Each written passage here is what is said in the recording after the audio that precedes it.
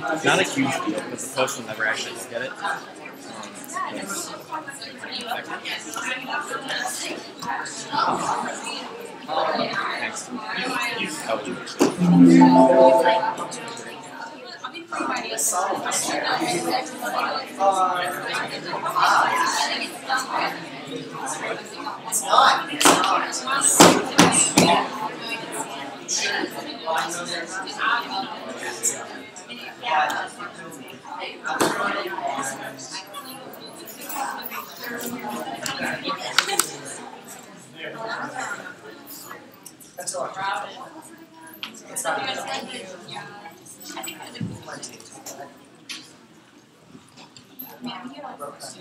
Yes. I'm supposed to be a point today.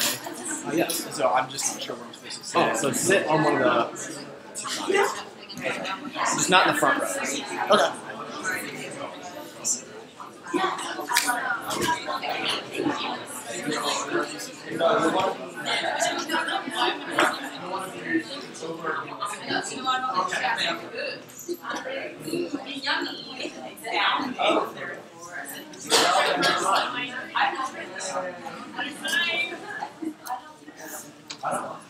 Actually, this is a great question.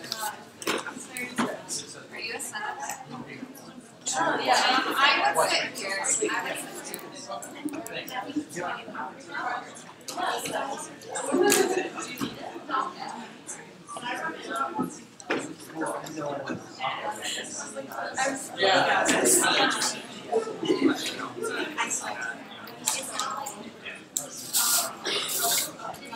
I made you. I know for sure you are in. I'm pumped. I'm pumped about it. Where we at? There you are. Thanks, buddy. Hello. Hi. Where's Joe? Joseph? Yes. Didn't fill out a proxy form, right? He's right in front of you. I know, but I'm just saying, where is he? Because he's here. All right. Oh, okay. Where's he?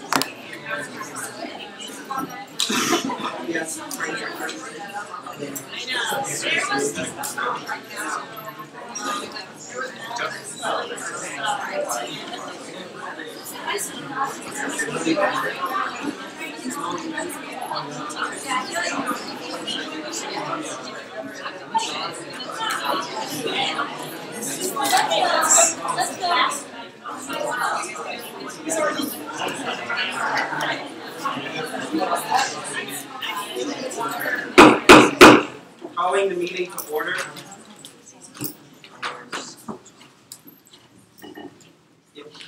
If the chief of staff could call roll call, please.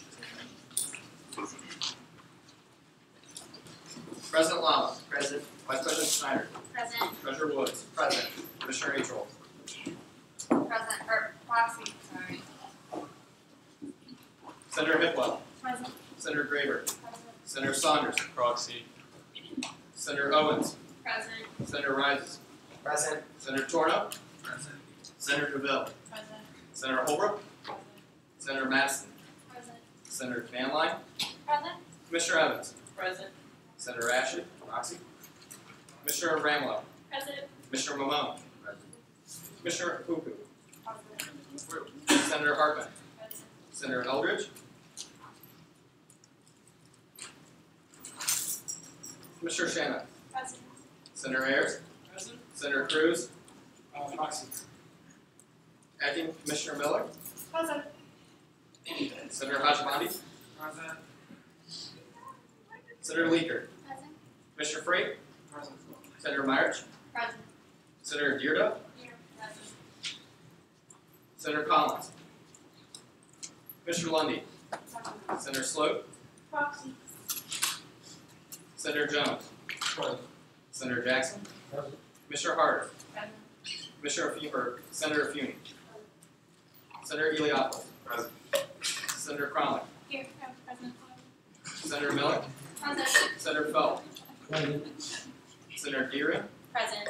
Senator Randall. Present. Commissioner Burke. Present. Senator Hurd. Present. Senator Reed. Present. Senator Kiefer. Present. Commissioner Clear. Present. Senator Schneider. Present. Senator Williams. Present. And Clerk Report Marashka. We have one. Thank you. If we would move on to presentations, please. I'd like to invite to the center of the room the Honorable Mayor of Athens, Steve Patterson.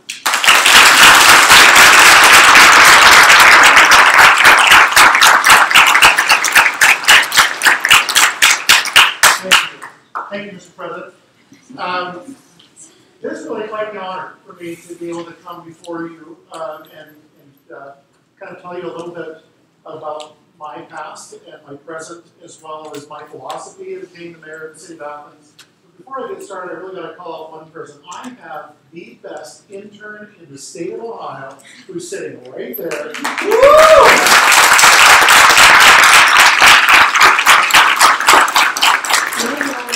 Has turned my office upside down in a good way. I should say upside up.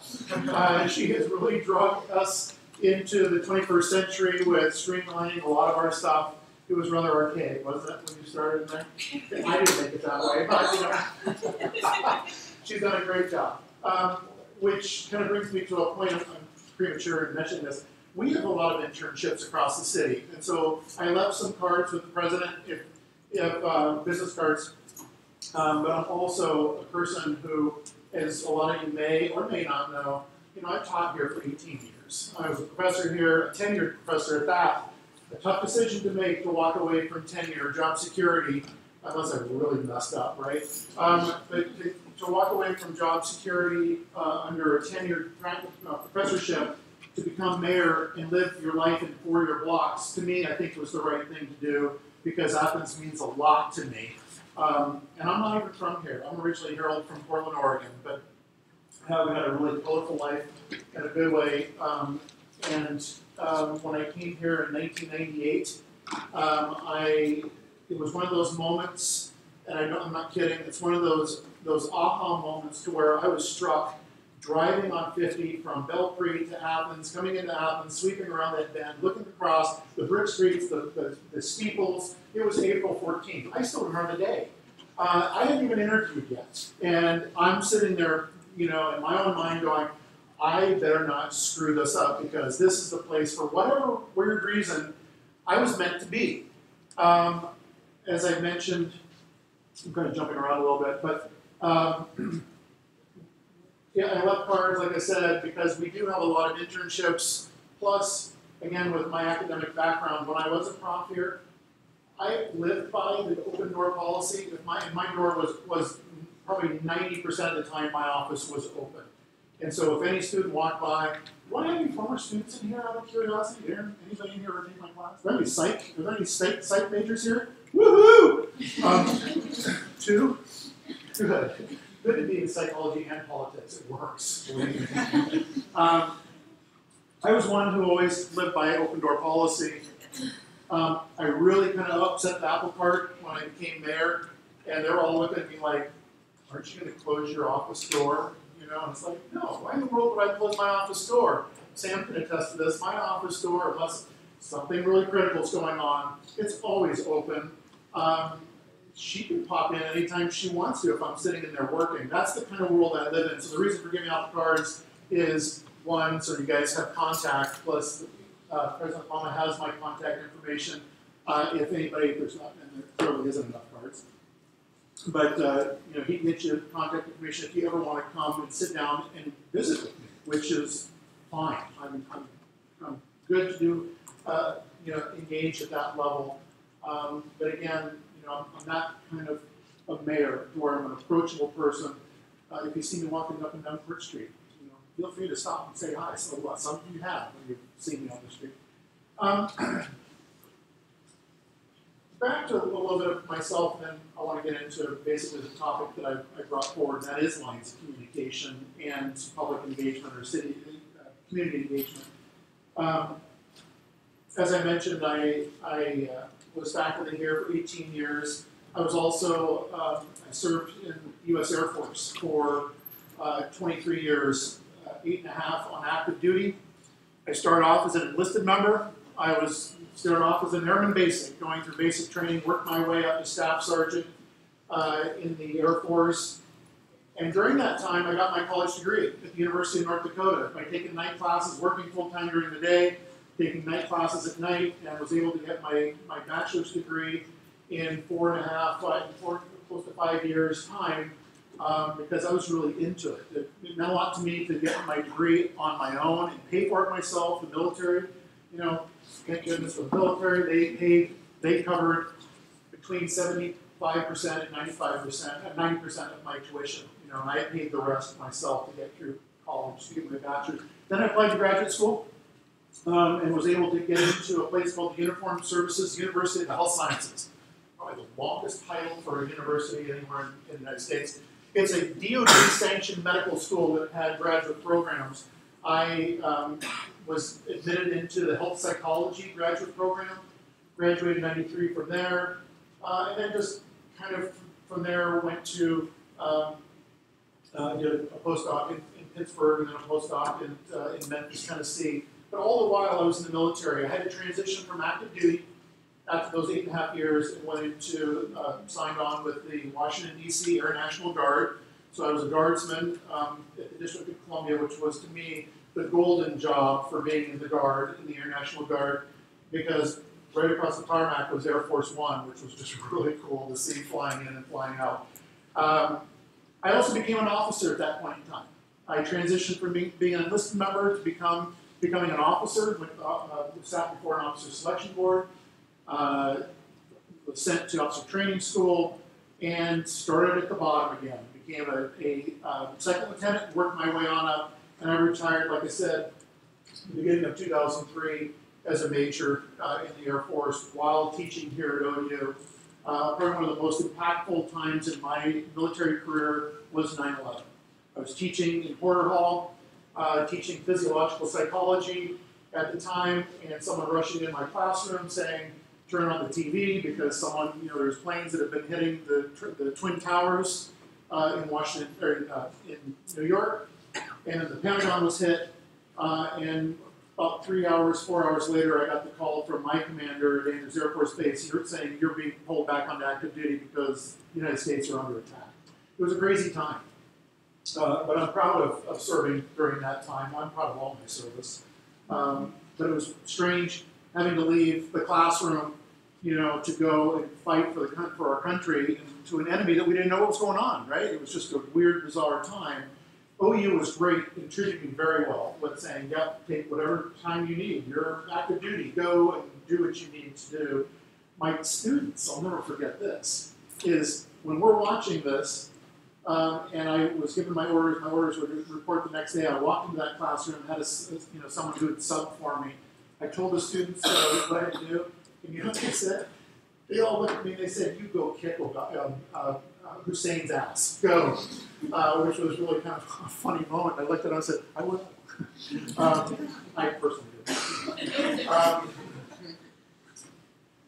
I'm going to shift gears a little bit because I've kind of touched on everything with my academic teaching career here at OU for 18 years, which I love. And I love teaching, you know, all of you. Clearly I did teach all of you, but to teach you is a special and endearing thing for me. With that, I've never lost that. You know, my role as an academician didn't change just because I became mayor. I view now my role as every bit an academician as being the chief executive for the city of Athens. In that, if I can create a training opportunity, whether it's an internship or even a special project in the city of Athens for somebody, I will do it. I'll share a quick example. You know, and I think Jenny may have heard this story, or maybe not. In my 18 years of living here, actually now 19 and a half years of living in Athens, I used to drive back and forth up 50, going to Pittsburgh or wherever, when I had to go to DC, which I'd have to go up 50 to ultimately go to Washington, DC during my drill weekends. I'd always go by the wastewater treatment plant, and I'm looking at the effluent discharging into the Hocking River. It wasn't so much that it was plain wastewater discharging. I kept looking at it going,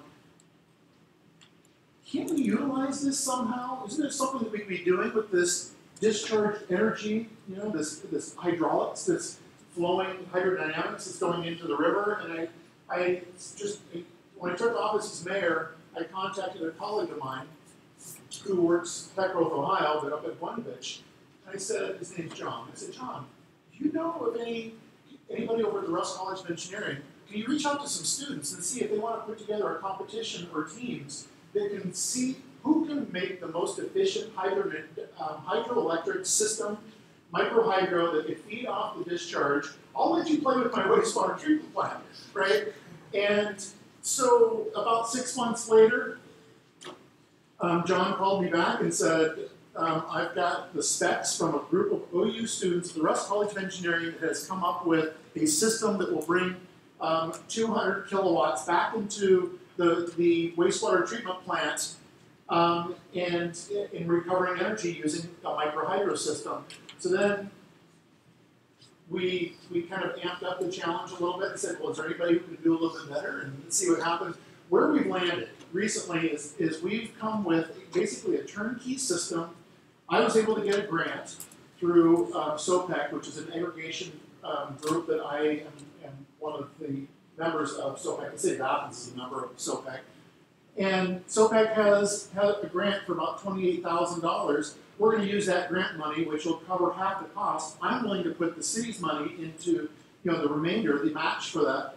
And what we're going to have, this is what's so cool about this project, guys, is we have created something. When we make this, when this is done, when the engineering's finished, when we get a company that comes in and starts building this thing and putting it all together, we will have something to where those five students will be able to come back as alum and 5 years later, 10 years later, and drive into Athens with their friends or whoever, and sit there and point to that microhydro system and say, I made that. I engineered that thing. So my point with that, when it comes to community engagement, as well as open dialogue, open communications, is if any of you in this room have an idea, I don't care how you may think it's a far-fetched idea, it's a crazy idea or whatever, but it's an idea where you think the city of Athens can kind of become your land lab in some ways, I'm willing to explore that. If someone came up with the newest, latest, and greatest small solar energy panel or something like that that's only this big or whatever, can I put it on one of your crosswalks and see if this thing can power your crosswalk, or can it power something else in the city? I'd probably go, yeah, let's try it. As long as you won't burn my city down, I'm willing to try just about anything. My point being is that I see the value in every brain that's in this room and everyone who's on this campus in terms of looking at things through a little bit different lens under my leadership as the mayor of the city of Athens, to sit there and go, can we try something? It can be social, it can be engineering wise, it can be, you name it. I'm willing to look at all different kinds of things. If you come with a thought through plan, I'm willing to say, to explore it. I'm not the kind of guy that immediately goes, nah, I'm the other direction. I'm always that person who sits there and goes, let's think about that. Yeah, I'm not going to say yes right away, but what I am going to say is, let's think this through, as opposed to shutting that door on somebody with some idea. The other thing I want to share real quick, and then what I'd like to do is kind of open up the floor and let you guys just engage with me on with any level topic that you want to.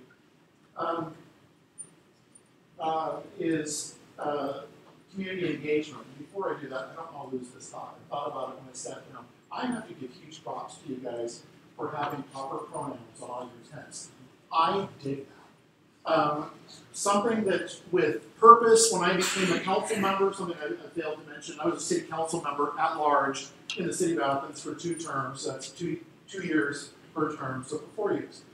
During that time, the city of Athens enacted under, in my first or second year, and it was Delphine came to us and said, you know what, can you guys have a domestic partner registry? And city council, we mulled it over and everything. At the end of the day, we said, yeah, we can do that. And the question wasn't so much, can we have a domestic registry? It was really, so that, can we have a domestic registry so people could use city services and not have to pay, 2 adult rates as opposed to a family rate, which is cheaper for something like the community center or the pool or things like that. And it made perfect sense to us. But we've done that. We are also one of the few cities in the state of Ohio that took that lead and sat there and said, you know what, LGBTQ should be a protected class. And we did that. We did that, which kind of created an interesting dilemma presently. I had Delphine on the phone last week, actually earlier this week, and I said, I need your help. We know that that all people now have the right to marry, and we have this domestic registry. Is that now outdated since anyone can get married? And Delphine, he said, I was just talking to someone over at Human Resources at OU with the same exact question. The sad thing is that there are municipalities that don't have LGBTQ as a protected group of people, and therefore some do end up losing their jobs for discriminatory purposes and everything, right? So what we have decided, where we've landed on that, I saw you kind of shaking your head, I'm glad you did, because that's kind of where I landed too, is that we're not going to remove domestic partnership. We're going to keep things going and honor everybody in our city, because we are an inclusive and welcoming city. We also rolled out, you guys have all heard sanctuary cities, I'm sure. I want you guys to know that we are a welcoming city, and by saying that we're a welcoming city, believe me, we espouse all the same things that a sanctuary city does as well, where everybody's protected. I am not going to tell my police department, you know what, sure, ICE says go ahead and go out and start checking everybody for papers. That's crazy. That's absolute craziness. We don't do that. We won't do that. The only case in which that applies is if someone is known to be a felon who we have taken into custody, and then ICE may come in at that point in time, but we're not going to randomly look at people's papers. That makes zero sense, especially in our community. I know the international student body here at OU. What more to protect than that alone to me? And I'm, again, not even affiliated with OU anymore. And not only OU, we're talking about the entire community of Athens. Believe me, we have all walks of life in Athens. And so for us to sit there and go, okay, we'll cater to what ICE wants us to do, or, I'm not going to get into that. Yeah, enough said of that. Back to open lines of communication and community involvement. I think that's my last statement that I want to make, being sensitive for time, is we have 18 boards and commissions in the city of Athens. Anyone in this room is eligible to apply. Send me a resume, and if there's vacancies on any of our boards and commissions, you can absolutely serve on those boards and commissions. They're anything from sustainability and development, the Disabilities Commission. We have the Joint Police Advisory Council, which is a great one. Anybody go to the barbecue yesterday? Yeah, it's free food. Why wouldn't you go? I was there. And so those boards and commissions, they're important to have student engagement. Not just student engagement, people engagement. You know, if you want to get involved in any one of those. You can go to the city's website, you can go to boards and commissions, and the whole string of them will show up for you. All right? That's a whole lot, and I talk really fast sometimes. I want to open the floor. Any question that anyone in this room may have, and it can be anything, I don't care. Questions. Do you have any other renewable energy projects? We do. We don't have currently any renewable energy projects that would allow for something that I just described. We do have one. I'm not really happy about this one. We have a water treatment plant, and you guys all know how precious water is. I'm a water nut. Our water treatment plant was built in 1956. Plant number 2 was built in 1967. They're aging. We're doing some much needed repairs to both of them. And we built into the plan a 278 kilowatt solar array that is going to be feeding directly behind the meter back into that plant to reduce our energy costs. And it's something that we're going to continue to do moving forward. Now, if your question is, hey, I've got some really cool solar panels I'm working on, trying to engineer, let's not. Yeah. Does that answer your question? Yeah, thank you. Sure, yeah. So as someone who's worked with the university and now works for the town at large, what do you see as the biggest barrier to communication between the citizens of Athens and the students of OU? The shrubs between you and your neighbor, if you live in the community, or the fences that are there, or whatever. I think I know it's a two-way street. I think that people need to jump out of their comfort zones and walk next door, and whether it's with a plate of cookies or just a hello, do it. I think there's just a lot of, they're not innate, there tends to be these self-induced barriers that we create ourselves. But between I guess the city as a whole and the university, I know this is really early into President Nellis's tenure, but I will say this. I had the fortune of transitioning. I took office in I took office in January of 2016. So under you guys are all, that President Davis was the president at the time, and so I engaged with President Davis up until that transition to where President Nellis came on board. The city-university relationships were good under the McDavis years. I think they're even better now under the Dwayne Nellis years. And the only reason I say that is I see some things in your president that are very communal and very transparent. I have run into him, just to share, and again, bear in mind that I've been here, again, for 18, 19 years. I have run into President Nellis more times in Kroger than I think I ran into President McDavis anywhere. That's not anything against President McDavis. It's not. It's just what I'm conveying to you is the level of engagement that I've seen. I've seen in Farmers Market almost every weekend that I've been there. I've seen him. I think that again, this is me.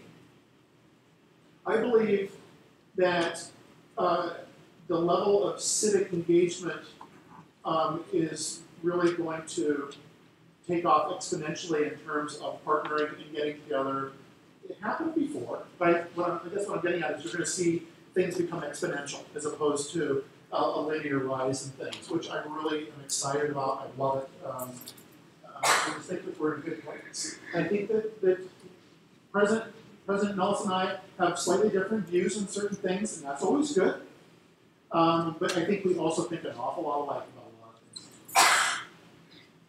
Yes? This kind of goes along with Carolyn's question, but what can we do better to better the relationship with community members? I know that there's probably plenty of community members that come to talk to you and say, oh, I wish students could do this, or I wish the university could do this. So what are some sort of like projects or something that we can do to leave the place better than how we found it. Well, Athens Beautification Day is a large event. That's always a great event, and it's a great way to engage community-wide. I think the JPAC barbecue was good. That I kind of take responsibility for there not being more citizens going to that. I will also tell something to you guys. It's kind of, it's not a little-known secret, but it always baffles me somewhat in that farmers market, interestingly, becomes probably the most political place you could go. It takes me, before I became mayor, before I was a city council member, I would go to farmers market and I would go from end to end and do my shopping with my wife and my 2 daughters. I have 2 twin daughters that are 5 and a half. We would go to farmers market and we would be done in a half hour. It takes me an hour and a half to get through farmers market. Just because of the level of engagement. Go to farmers market if you want to engage, which is really kind of interesting. I would like to reach out to you and kind of explore, all of you, and kind of explore other ways we can all engage communally. Another thing you can really engage with, so that's a great question. It reminded me of something. The city is entering into we're calling it our comprehensive plan 2.0. We started a comprehensive plan in 2006. It really got enacted in 2007. It was a 20-year comprehensive plan of where we saw ourselves going in 20 years. When I took office, I told our city planner, let's look at that again. I've seen it a lot, but let's look at it and see what are the things that we've delivered on? What have we accomplished? And in looking at it, he came back to me about a month later and said, we've accomplished about 85% of everything that's in that document. I didn't want to sit on my hands for, until 2027, at 85% that we've accomplished and just wait around, okay, let's go ahead, now let's start planning. We're starting planning now. So that's an area where you can help out too, is engage in the work groups and the community engagement when it comes to what you all who are here for 4, 5, going to graduate school, you'll be here for 10 years or whatever. What do you see Athens looking like in 20 years? That's valuable to me because your lens is very different than my lens might be. So that's something that you can be involved in too. And I can get more information out to anybody about the agenda for what's going on. Yeah, and with that, we have 2 representatives on that group, Alicia and then Ellie. Paul reached out, so they're on the group, so you can reach out to those 2 if you have more input on that. Great. First off, thank you for your service. Oh, thank you. I have a sister currently in staff serving the Air Force. Go Air Force. So I'm a urban planning major, and my question to you is, do you know who President Ellis has signed a document to keep you in the Paris Accords? Yes. I don't know how the city view is on that, but I was thinking, would you be in favor of possible greener forms of transportation, like electric cars, electric buses, bike sharing? Let me start by telling you when the bomb dropped about removing ourselves from the Paris Climate Accord. 2 days later, I received an email from 30 mayors across the United States saying, would you be willing to sign on as one of the climate mayors? And I didn't even think about it. I didn't think about it at all. I signed on. I'm one of 360 mayors across the nation. I don't know the phrase. One of 360 municipalities across the nation that are part of this, and those numbers are growing. In terms of greener fleets, I'm surprised it took this long, and we're taking baby steps because of budget reasons. But in 2016, we bought our first Leaf for the Code Enforcement Office. We currently have 3 or 4 Priuses. I have challenged my director of code that every one of your vehicles should be Leafs. So 2018 budget is we're going to see likely his fleet expand. I see other vehicles in the city becoming that well. I'll also share with you Michael Lockman, who is the director for Athens Public Transit. He dropped an interesting document on my desk the other day. When he came by, we were talking about the Athens Public Transit system, and he said it was a leaflet on electric buses, and it was like, Michael, how do we get one of these? I do see us turning the corner and becoming more, doing more efficiencies when it comes to electric vehicles and whatnot. This is a real stretch, but it's something that I really feel is very important. There is something called the Smart Corridor. It runs, they're working on it, it goes from Dublin, Ohio up to Marysville, right? And then also up to the vehicle testing grounds just a little bit further north. I have been talking to state legislators, I've spoken to our congressman, I've also, Congressman Stivers, I've also spoken to Senator Sherrod Brown about this, is that why are we, and then I've spoken to our local elected officials, to Jay Edwards, I've spoken to Frank Hoagland, so why the hell are we left out of this? Why are that northern corridor being able to have it, 33 goes an awful long way, and there's a lot of need down here, so why can't we have that smart corridor going all the way from Marysville down to Athens, Ohio, and on to Meigs County, and serving everybody? Because that will be a game changer. Mark my words, that will be a game changer when it comes to economic development in the most impoverished, most struggling part of the state, which is down here in southeastern Ohio. So great question. As someone who is from Meigs County, I would love to see that. Me too. Yes. Not to put you in the spot, because you may not know this, but another sustainability question for you. I know there was a legislation that was trying to get passed back in November of last year about having a 10-cent cost for all disposable bags across Athens. Sure. And I was wondering if there's any progress moving forward with that, because I know the discussion is supposed to be back in November this year. Where that was left, what we ended up with was a resolution. And the resolution was that we would start monitoring plastic bag use at the retailers. Let me give you a little background. And this is the psychologist in me. I'm a firm believer in positive reinforcement, not so much negative reinforcement. When this all came forward, one of the concerns I had right away is how many people who come into Kroger, Walmart, Lowe's, wherever, how many come in there with the intent to buy a 10-cent plastic bag? Or 10-cent plastic bags. Why can't we work with the retailers and flip that around and sit there and say, would you be willing to incentivize people, give them 10-cent credit for every bag that they bring in on their own, a reusable bag, and you now get credit for using it. They're not losing that much money to do that. If I walked into Walmart, I don't. If I walked into Kroger,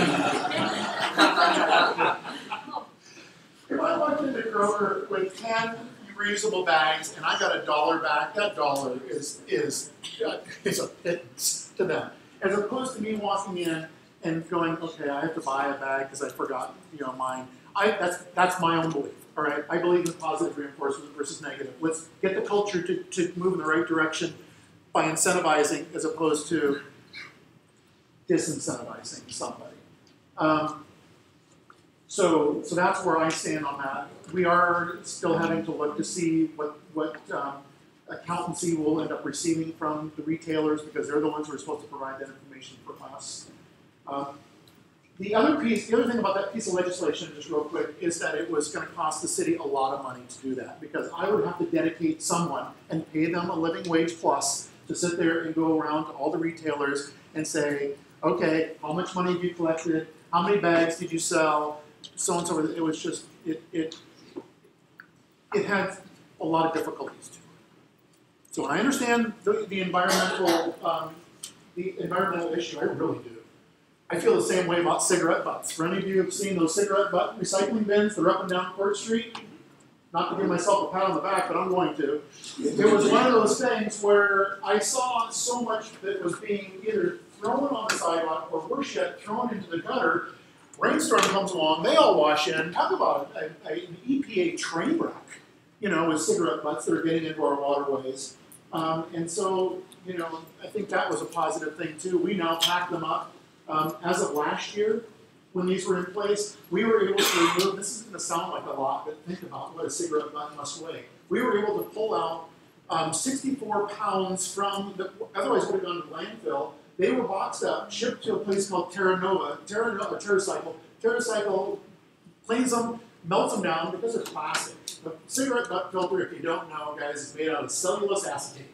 That is a plastic that can be recycled, and that company takes them, recycles them, and turns them into things like shipping pallets, park benches. I really want a 64-pound park bench to come back to Athens. So there you go, you know, there's a reward, you know, as opposed to going down and seeing, making a cigarette butt count down in the river tributaries as to how much is flowing into the river. And we have time for one question. I know I went long, I apologize, but I love this stuff. I have to preface by saying that from the citizens I've worked with last year as a sophomore now, and also citizens that I've met this year, I can say that I truly believe, before I ask this question, that Athens City Government is doing a fantastic job. I have to applaud you and the work with.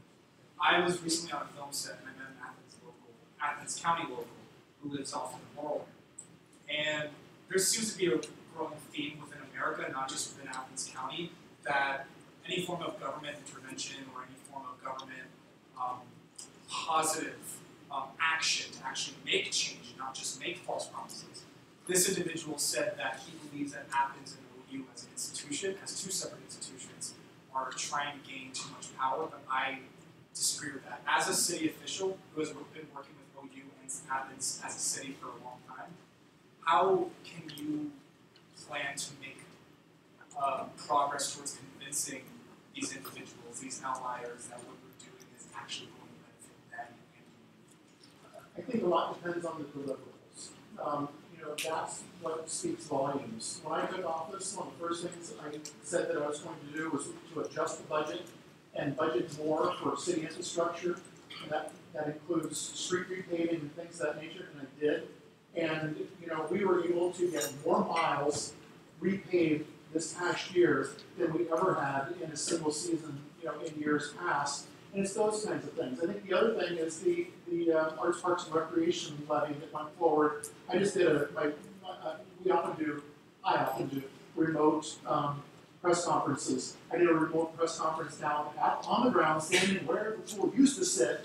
But it's for the people to be able to see that, to see, okay, they're actually towing the line and getting that pool, so the next pool is in place by the time they said they would. We're holding the contractor's feet to the fire on this one, where this pool is open by May of next year, and keeping that deadline as a commitment that we made to the citizens for a city that has had outdoor water recreation for what we figure out 90 years.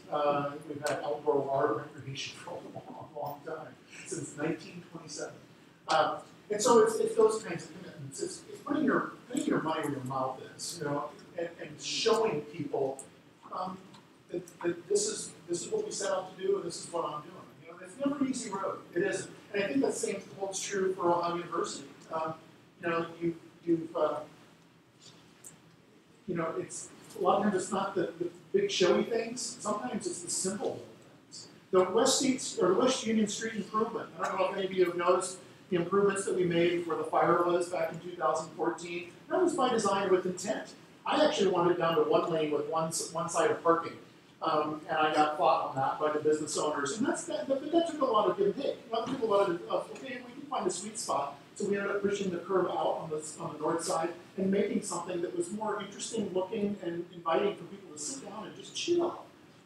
And so we're hoping someday to put, you know, probably broadband out there or Wi-Fi, you know, to sit and hang out. Not just there, but all up and down Port Street as well. That's a whole different story for another day since my time is up.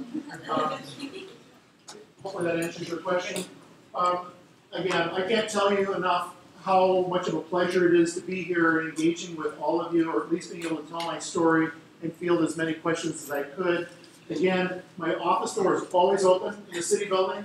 It's 8 East Washington, so if you're ever up across the parking garage, I hope it's not for the second floor, come and see me. And I'm always open and willing to engage with you. And your president certainly knows how to get a hold of me, so he can get that information to you as well. Thank you.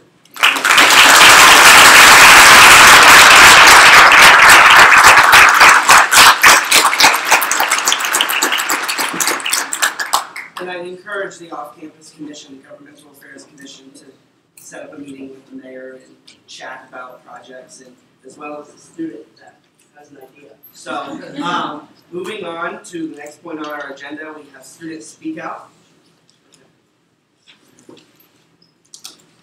Okay, I'm sorry, we have another presentation, just real quick, by our PR director, Sarah Duffabot, to give a social media update.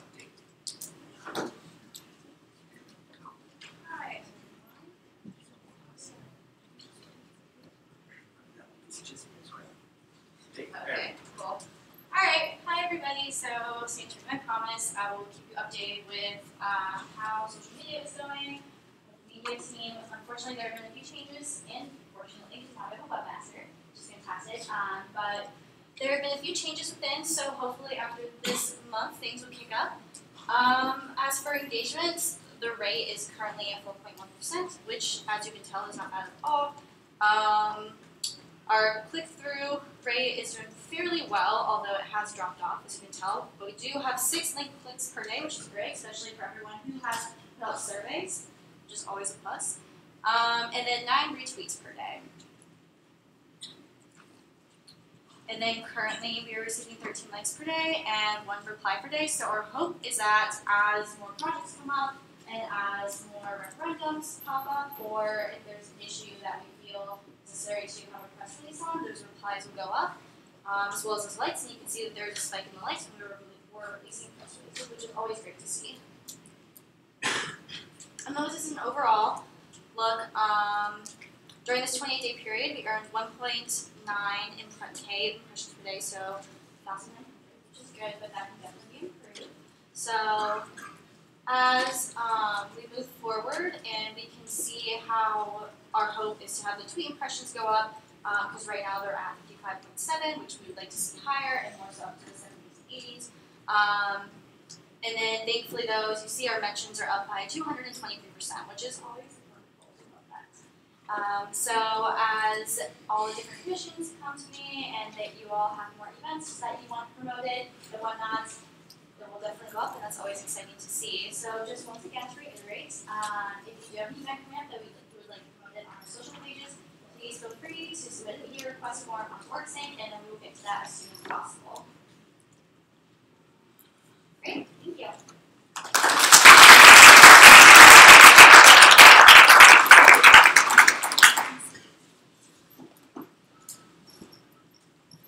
So I just want to give some background before we begin to speak out. That's not the time length that we have allocated. That was what we had last week, so that is an error. We want to make sure that we have a lot of voices heard. So each student will have a minute to give out what they want. You can speak, more than once, as long as you're recognized by myself. Any senator or someone else may directly respond. But that is 30 seconds, and you just need to let me, Senator Miller. Why were we not informed about this cut in time prior to inviting students to speak out? Because everyone that I invited here today kind of came to the attention that they have 3 full minutes. Okay, we can continue to have 3 full minutes if that's what the entire Senate wants, but I want to make sure that we get through all of our other business as well. The 3 minutes is not the standard that we do. We, as the president of the body, I can decide what we can do. But if we want to continue to do 3 minutes, we can continue to do 3 minutes. But let's try and keep the direct response to 30 seconds, and then everyone just try and speak at least one time. But we're still going to do 40 minutes of student speak out. That's how long we're going to do it. But just a little background. This is not a bill or policy that we have initiated as Student Senate. This was initiated by the University Administration. I want to clear up that. We are asked to review the policy. We're asked to review many policies, and this is our official stance. This is our official review process. Once we get all this feedback back, we will take it to the President's office. I would encourage all the senators who are in the working group, the Rewrite Working Group, to take notes tonight. I will be taking notes. Our wonderful Assistant Chief of Staff will be taking minutes, but I recommend those 21 people who expressed interest in joining that working group, please take minutes as well. I'd like to stress the importance of constructive feedback on the policy. You know, please say what you don't like, but I'd like to really hear what you would like to change about the policy. And like I said about the time, just state your name, residency, year, and major, so senators that represent you know who you are. And then finally, before we begin, so the Senate internal timeline for this is the meeting tonight to get your constituency feedback. We will have our working group meeting, rewrite meeting, September the 8th. We'll have another meeting October 8th, then October 11th. And then we will have an official bill to Senate at the next general body meeting, not the next general body meeting, sorry, 2 general body meetings from now. And then we will take an official vote on that. The purpose of that is to have an entirely rewritten policy to give to the President's office. So that's our timeline. Sorry for mixing up those dates. But we will begin, if the clerk of court could time, well, no, Zach, could you time for the 40 minutes? Yep. The clerk will time for 3, and when you have 30 seconds left, she will raise her hand.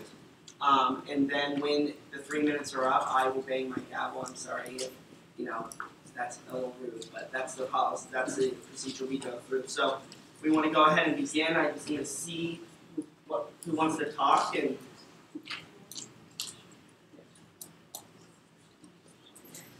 if you're also here representing an organization tonight, you can mention that organization as well. We'll start with Andy.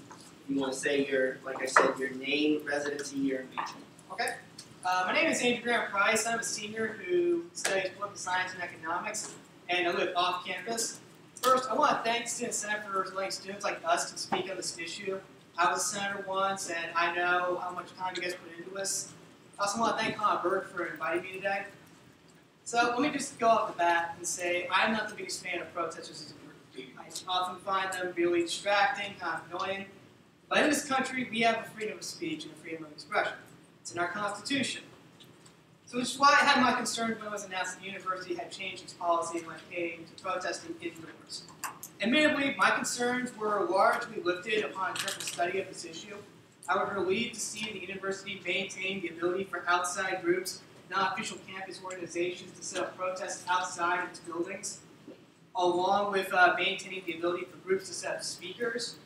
With that said, I do have my concerns. I hope this body can help the university address these concerns. First off, I believe the policy does not give a clear definition of what a protest is. And in a sense, while it says in protest is the traditional sense of protesting, that is picketing, sit-ins, marches, rallies. But my question is, what would a non-traditional protest be focused on for the administration?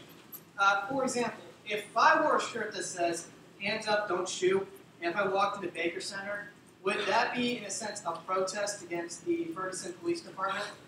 Or what if the shirt said, all lives matter, or I stand with Trump, or D's Nuts 2020? Is that not a protest against the issue of the day?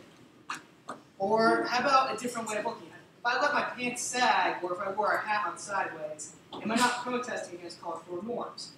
And in a sense, is that turning the OUPD into an actual fashion police? These are questions I leave here. On another topic, I believe this policy as written does not contain any specific means of enforcement.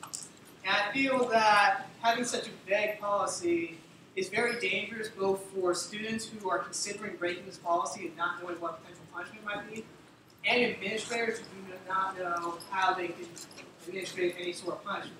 I feel that this vagueness creates a very scary feeling for both our students and our university as a whole, and that it's unclear that it would follow the same punishment as the Baker 70, or if it would remain unenforced, like the recent campus tobacco ban. So these are the questions I leave to you, and I would like to thank you again for allowing me to speak today. Thank you.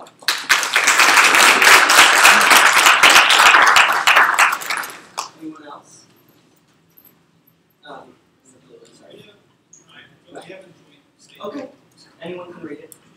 If you want, you can come down to the front. It's up to you. Okay. So if you want to state your names individually and see your what works. So my name is Ashley Fishman. I'm the president of Ohio University College Democrats. And I'm Ryan Evans, I'm president of the Ohio University College Republicans. I'd like to start out by talking a little bit about American history. In March of 1789, a document was implemented that would determine the way the United States governed itself all the way up to today. That was the Constitution. The Constitution outlines the roles and duties of the federal government, and it leaves the rest up to the states and the people. For 2 years, there was debate between the anti-federalists and the federalists about whether or not we should add a document to this Constitution to be able to amend the Constitution. You see, the anti-federalists thought that there were certain liberties and freedoms that were intrinsic to Americans and that needed to be explicitly protected through documentation, and to stop against organizations and institutions from coming out against that and taking those away. So then, in 1791, in December, the Bill of Rights was ratified. And the First Amendment to the Bill of Rights is the freedom of speech. Included that is assembly, religion, press, petition. In 1851, the Ohio Constitution was ratified. And in the Ohio Constitution, Article 1, Section 3 states that Ohioans have the right to assemble peacefully for the common good. To think that a public university, one that receives funds from the state and the federal government, can usurp both the state constitution and the supreme law of the land is ludicrous to me, my organization, and many others. And we need to fight and defend the liberties of the individuals here. Ohio University's freedom of expression policy does the opposite of protecting our freedom of speech. By restricting where students can protest at any capacity on campus, this inherently restricts our freedoms. There have been comparisons to other universities in Ohio and attempts to justify this administration's stance. However, I propose that those noble officials who are supposed to create and sustain an innovative environment of learning and betterment would not simply wish to fall in line with other universities, but rather to encourage student expression, particularly in the form of protest.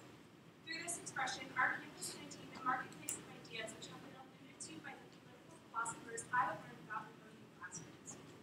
Freedom of speech is a way for students to learn, to grow, and to advocate for change larger than themselves. OUCD and OUCRs implore the university to rescind its dangerous new policy and instead implement policies which will promote our expression.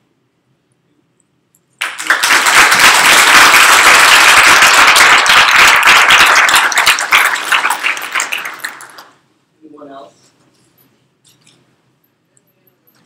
Oh, go ahead. Right there. Yeah. Am I supposed to say Name, residency, year. So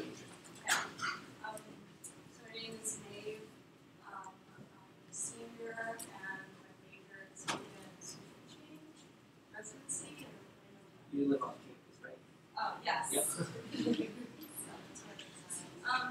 So yeah, I have some issues with this. I think it's super cool that it kind of extends across the board, like, you know, no matter what political backgrounds we come from, it seems that there's a common theme of what? Like, so a few things I want to know. I had a meeting yesterday with some people about it, and basically, like, how it was passed is like is clearly in violation of policy, which is the preparation of policies. It's like 01.001 found on OU's policy page, basically. And when something gets passed that quickly, it needs an explanation for why it was passed so urgently. Well, we were never provided that until weeks later. They referenced things like Charlottesville, which was KKK marching through town and scaring people, and you know, so I have a hard time with the response that was given from why this was passed. I also have an issue with how many people were involved. There was about 4 people that were involved in this. I have an issue with the timing of it. It was 4 months after the Paper 70, where the judge, where all the students were involved in this, the judge appointed them, they weren't charged. So in response. They said that they were going with what the judge ordered, but there's a direct contradiction there because the judge acquitted these people. They said they actually were not blocking the road traffic. They were not doing certain things. So I think there's a lot of flaws in it that are very painfully obvious.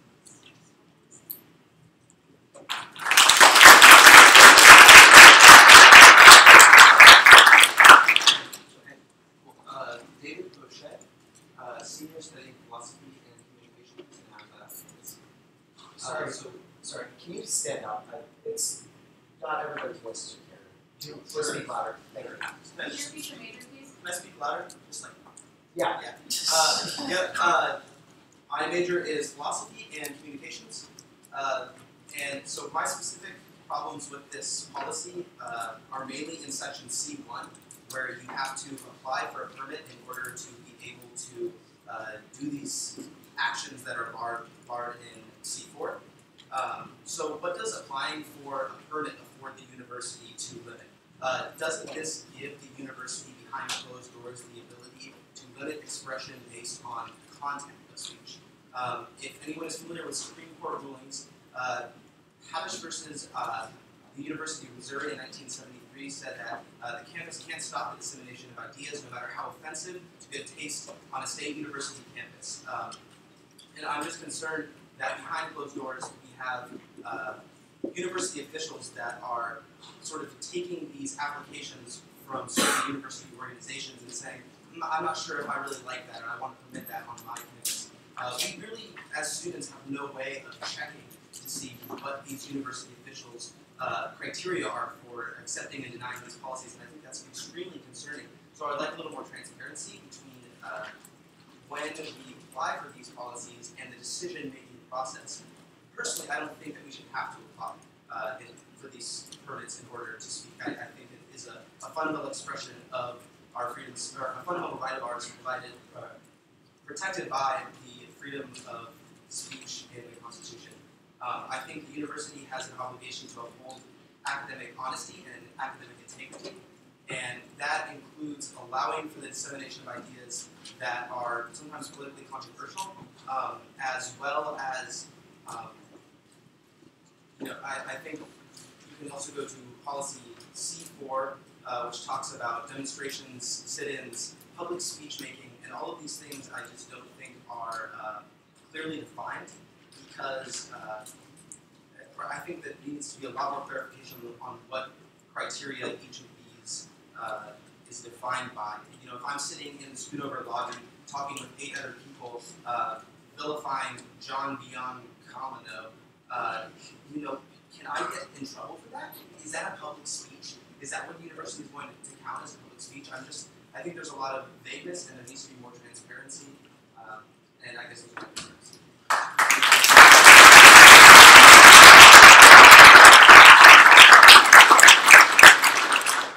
Anyone else?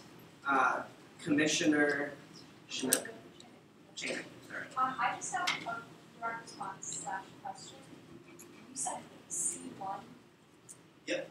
Where does it say you have to apply for a permit? In C1 it says that you have to reserve and use available facilities, but it doesn't say anything about applying for a permit, so I'm not sure if I'm looking at the right.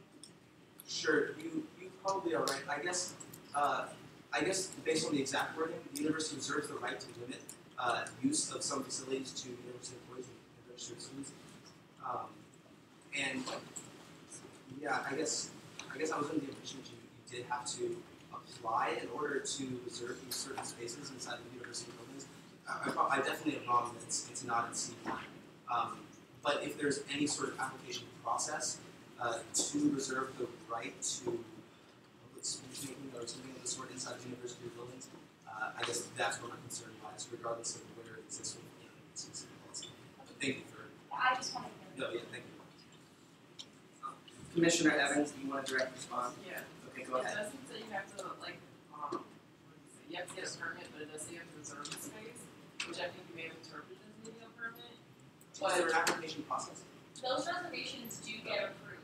Okay. So technically, like the university could reserve the right to deny your application, just deny your reservation. Right. Which is the rest of my comment. Yeah, so you don't have to apply for a permit or anything, but you do have to reserve the space. So there is that opportunity for, like Sam was saying, for the opportunity for the university to say, we're not going to allow you to do this.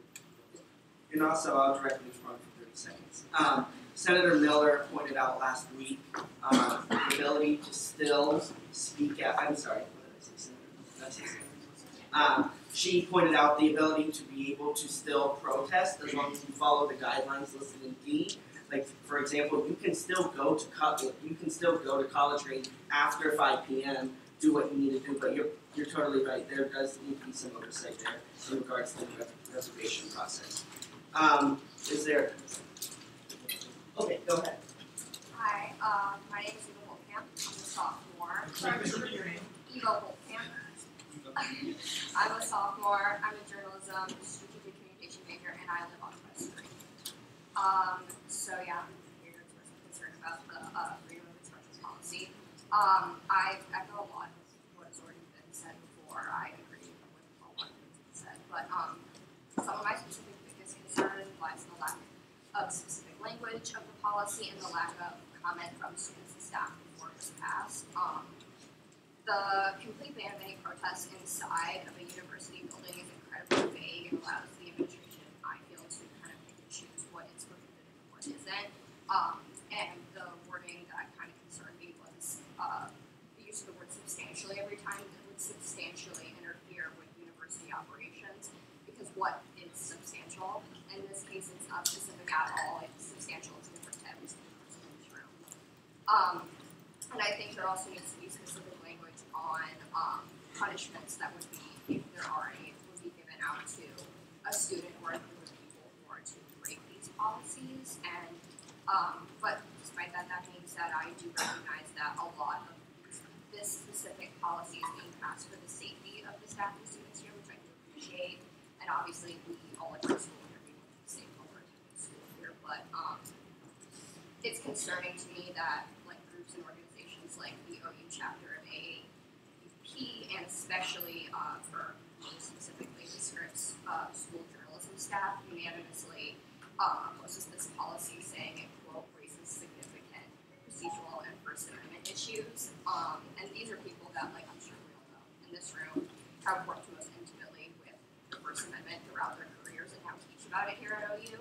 And so it should give us all pause that they are some of the people on this campus who are most opposed to this policy.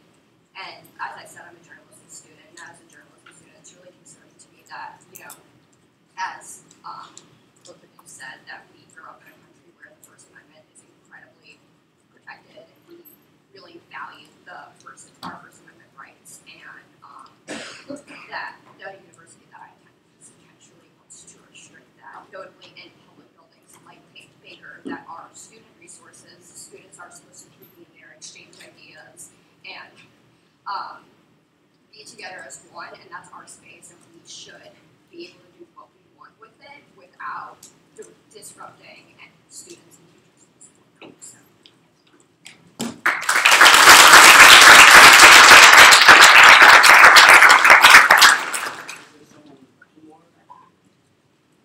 Yeah, go ahead. My name is Ethan Ellis.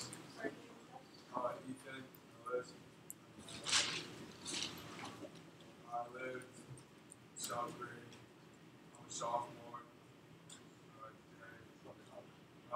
Marketing. Protesting is protected under our U.S. Constitution, as someone over there just said, which makes us able whenever and however we want to express ourselves. So I feel Section C as a whole is eating on my freedom and the rest of the students' freedom on campus. I just wanted to say that.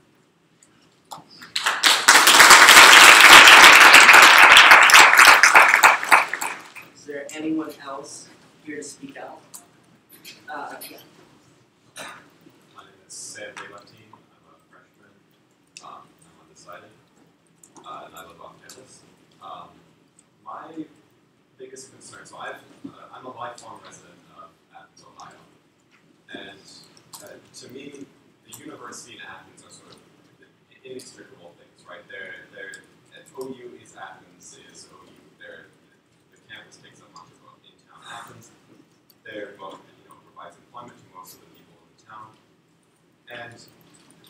policy is not just a policy that affects students and faculty at OU, it's a policy that affects everybody in the community. And especially concerning to me is the part of the policy that, and I can't remember, I don't have the policy in front of me, but there's a part of the policy that outlines that you cannot have a protest on university-owned lands, such as College Green, without going through that process that you mentioned earlier.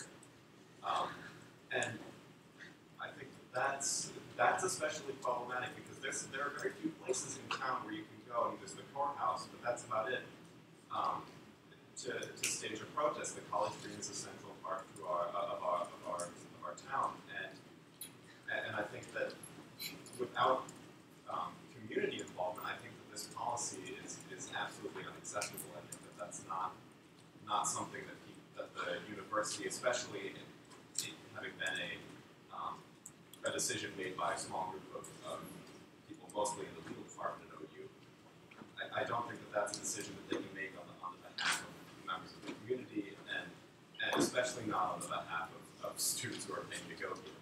So I guess that's what I think. Dean Hall Jones, would you like to directly respond? I would just like to clarify, the policy does not say that. It is not. You can express yourself, your freedom of expression, your freedom to assembly is anywhere outside.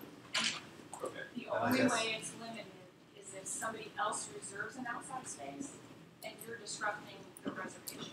So that would prohibit counter protests then? It wouldn't be a counter protest because there's a time, place, and manner. And so the Constitution provides that counter protest has to happen. You just have to kind of have it be in separate spaces. So if, let's say your organization has reserved a space on the College Green and you've got Memorial Auditorium outside space right there, and another group is coming to counter protest you, the police or the administration at that point would make that counter protesting group they would still be able to have space. They just wouldn't be able, they would not be able to silence you. So does that make sense? I guess I'm trying to do it kind of. My question in response to that is, so to me and to a lot of people, the concept of protest is something that's supposed to be intentionally disruptive. It's supposed to make people stop and look and listen, right? So having a counter protest that takes place somewhere else.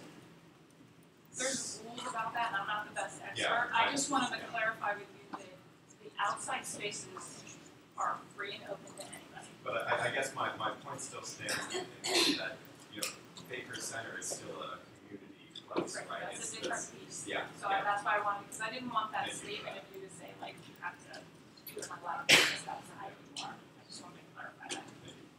And Ryan, do you want to direct response? Just a direct response to the question, someone else to respond to me, just for clarification purposes. Many of you remember last year, former President Bill Clinton came and spoke out in College Green, right by Midnight, and college Republicans protested that event. We walked around outside silently, but we held signs and stuff. Is that something that would be prohibited? Okay, No, it would be permitted, no, just like it was last time. So, yeah. We didn't change the outside rules. Okay. You want to direct response? Though that this is a policy that is there more of a, so that now there are counter protesters that the police are able to move them? Like, why do we need a policy that the police have been doing this to counter protesters since the beginning of time? I might have misspoke. Okay, that's why I was like, I am not the constitutional lawyer in the room. I just wanted to clarify that nothing has changed about the outdoor space policy. Does anyone want to directly respond? Senator Felt? I just have some questions. Not a direct response. No. Okay. Do you want to directly respond to that? Or? Actually, no, I think I have a question. Might be dumb, but what the heck. So my name is Michael D. Ramos. I'm a sophomore here, study psychology. I'm here on behalf of Young Americans for Liberty and Students for Liberty. And like I said, this is going to be a dumb question, but based on what I'm hearing from other students here, did it bother you guys to maybe talk to the people that are outside of Senate about this policy? I'll directly respond. and say that's why we're having this tonight. Senate is a historically open body. This is on our agenda every week for Student Speak Out. Any student may come to speak out whenever they want, about whatever they want, as long as it is on the agenda for them to speak out. We are trying really hard to get more student input. I sent a letter to the campus body about this very matter. We have a Qualtrics survey. We are working as best as we can to get student input. That's why I believe you are all here tonight. I hope that answers your question. Yes. And I hope that you come for other student speakouts on other matters. Thank you. Acting Commissioner Miller. Point of clarification, the Senate did not pass this policy, the other administration did. Oh, They're good. Senate is just kind of trying to act as a conduit between the two groups right now. Thank you. Senator Fell. I just want to preface this by saying I think that Dr. Hudros is doing a lot for students, and we shouldn't burden them with too many grievances tonight. I think we should all work together to solve this. I think the administration is a very good hero. You're very good to us. But I just wanted to ask, is the university designated by either university code or state legislation as public property, or like a public forum designation? Because getting into the actual legal aspect of it, I feel that that goes a long way in the abilities of the university to remove counter protesters. And if you don't know, I think there's nobody knows. I feel like I should follow up on that, and I'll find out. I will directly respond for 30 seconds. I do not have an answer. I would recommend, as Senator at-large Nick Felt and a member of the working group, to reach out to John Biancamano, the legal counsel. He is willing to have a meeting, and I would recommend you do that, to bring that to the working group meeting when we rewrite the policy. Anyone else? Commissioner Mo. Is a response to Mr. Price's comments, the first person to speak out. Yeah, sorry. It was a direct response to Mr. Price, who spoke out earlier. He left. I just want to clarify something he said. He kind of painted the pictures that the university doesn't still reserve the right to send somebody a packet if they're going to be disruptive and burden the campus and safety. They do have that right. They can, if somebody's going to come and speak at campus and they're fearful of the repercussions, they reserve that right to send them to the public account. So I just want to clarify that. It's not he painted as if they reserve that right. Anyone else? Yes, go ahead. I'm Nathan Brown. I'm a senior at my own internship. A big thing about this is pretty much a big thing that appealed to me about this was it's restricting rights. Like, do you know how many wars have been fought for freedom, for rights of people? Do you know how many countless lives have died for those things? It's a lot. I don't have the stats. It's somewhere between like 200 million and a billion. And so about 80 years ago, there's this guy who could really fire up. He got people together. He got people to listen to him. He also burned books. He also restricted the right to gather. He also did a lot of horrible things. That person was Adolf Hitler.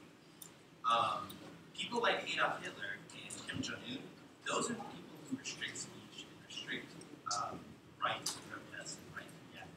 So I just wanted to enlighten you guys on that and make sure you are well aware of that dictatorship rights not freedom.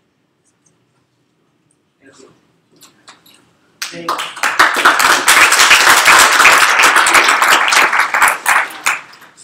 Yes.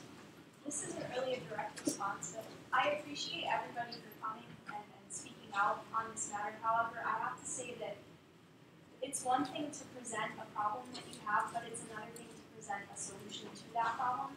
And it's a common trend that you're all saying, that you're unhappy with different parts of the policy, and that's perfectly fine. But the whole point of this is to help reform the policy. So if anybody who has spoken out could give recommendations rather than just say their problems about it, that would be helpful. Yeah, my recommendation is that we just completely get rid of the policy. Is there anyone else here that wants to speak out? Thank you. Oh, is there someone behind me? Yes, Billy. Hello, everybody. My name is Billy Frank. I am a senior here at Ohio University. I'm studying political science and women and gender studies. I guess my question, I just have a question, of course, I agree with everyone saying, etc.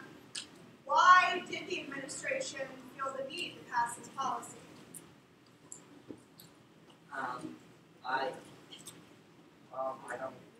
You want me to respond? I mean, just generally, I mean, faculty in the room or people, I'm just wondering, why the need then if a billion people have died for our freedom of speech, why did they pass this policy? What was the reasoning behind it? We'll have Treasurer Woods directly respond to whoever else wants to do so. So I know out in the Bobcat 70, after their cases were thrown out, the judge, what was his name? Grace. Judge Grace. Actually, teams of the officials had said that their freedom of expression and state policy just wasn't really cutting it. Didn't work, and they urged them to come up with something and to kind of justify it or explain why throughout the cases, because our policy wasn't tight enough to keep them.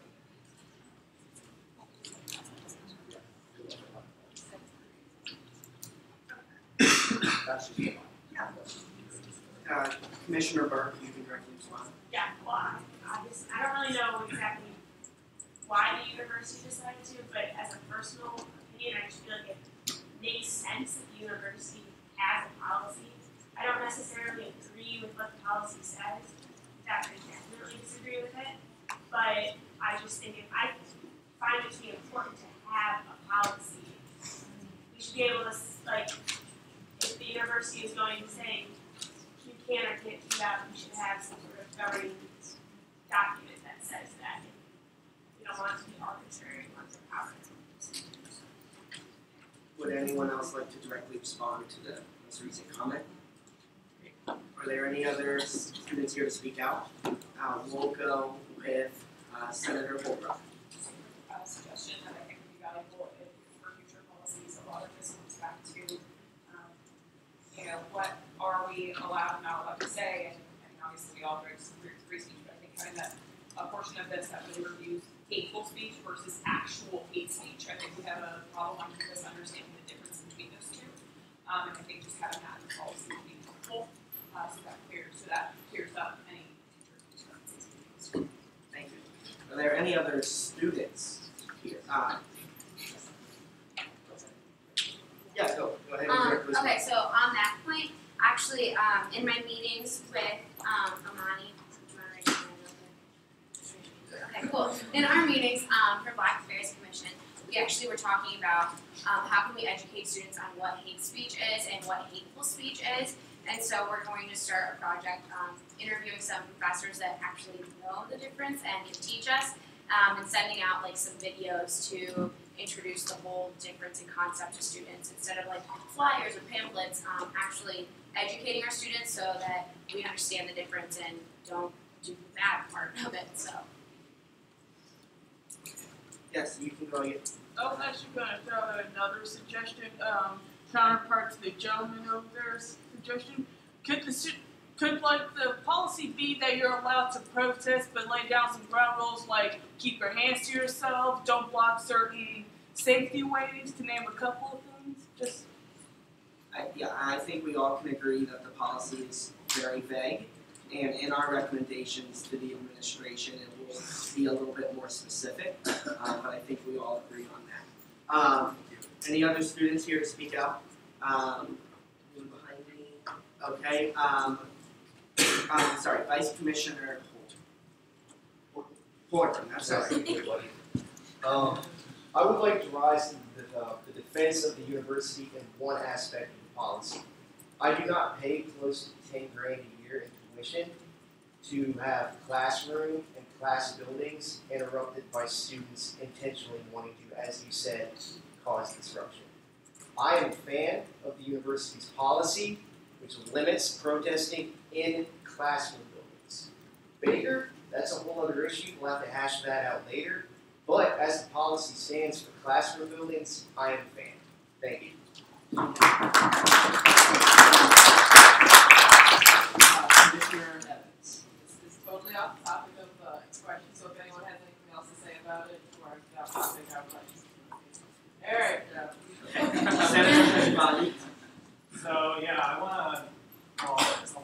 everyone who came here to talk about this. This is really important. Some things I wanted to point out. I think it's very good that we, as a university body as a whole, that we increase expression, ideas, not decrease them. In fact, that's what universities exist in the first place, is to express, share ideas, distill them, whatever. When you were talking earlier, when you were talking, David, an idea, something came to me, and it was in the news about a couple months ago. They're having this debate right now in Australia because of freedom of expression and ideas because of China. A lot of Chinese students go to Australian universities, they go here too.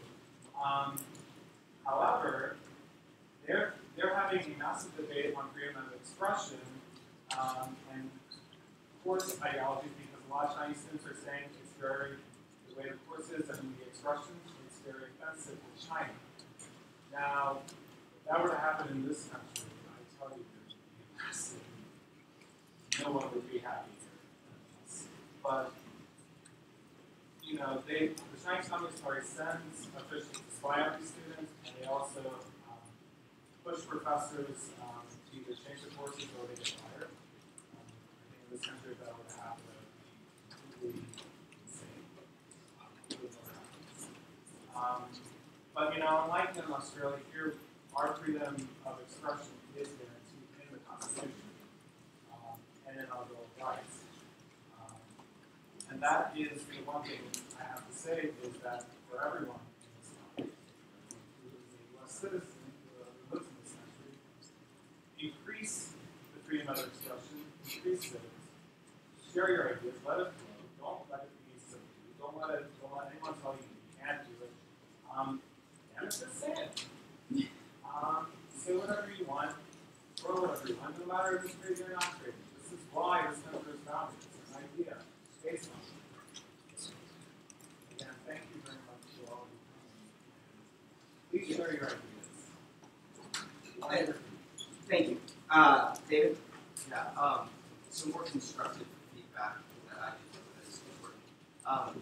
I think in terms of hate versus hateful speech, I think we can take a lot of modeling ideas from certain European countries that make a distinction between, they don't really use the term hate speech as often as they use like group libel. And I think if you use some of those policies and some of those models as a way for the university to distinguish exactly what counts as hate speech, because I don't think it's the university's policy to prevent people from being offended. But if it's disrupting your status as an equal standing citizen, I think that's might be where we're going to draw a line. Yeah, that's it. Just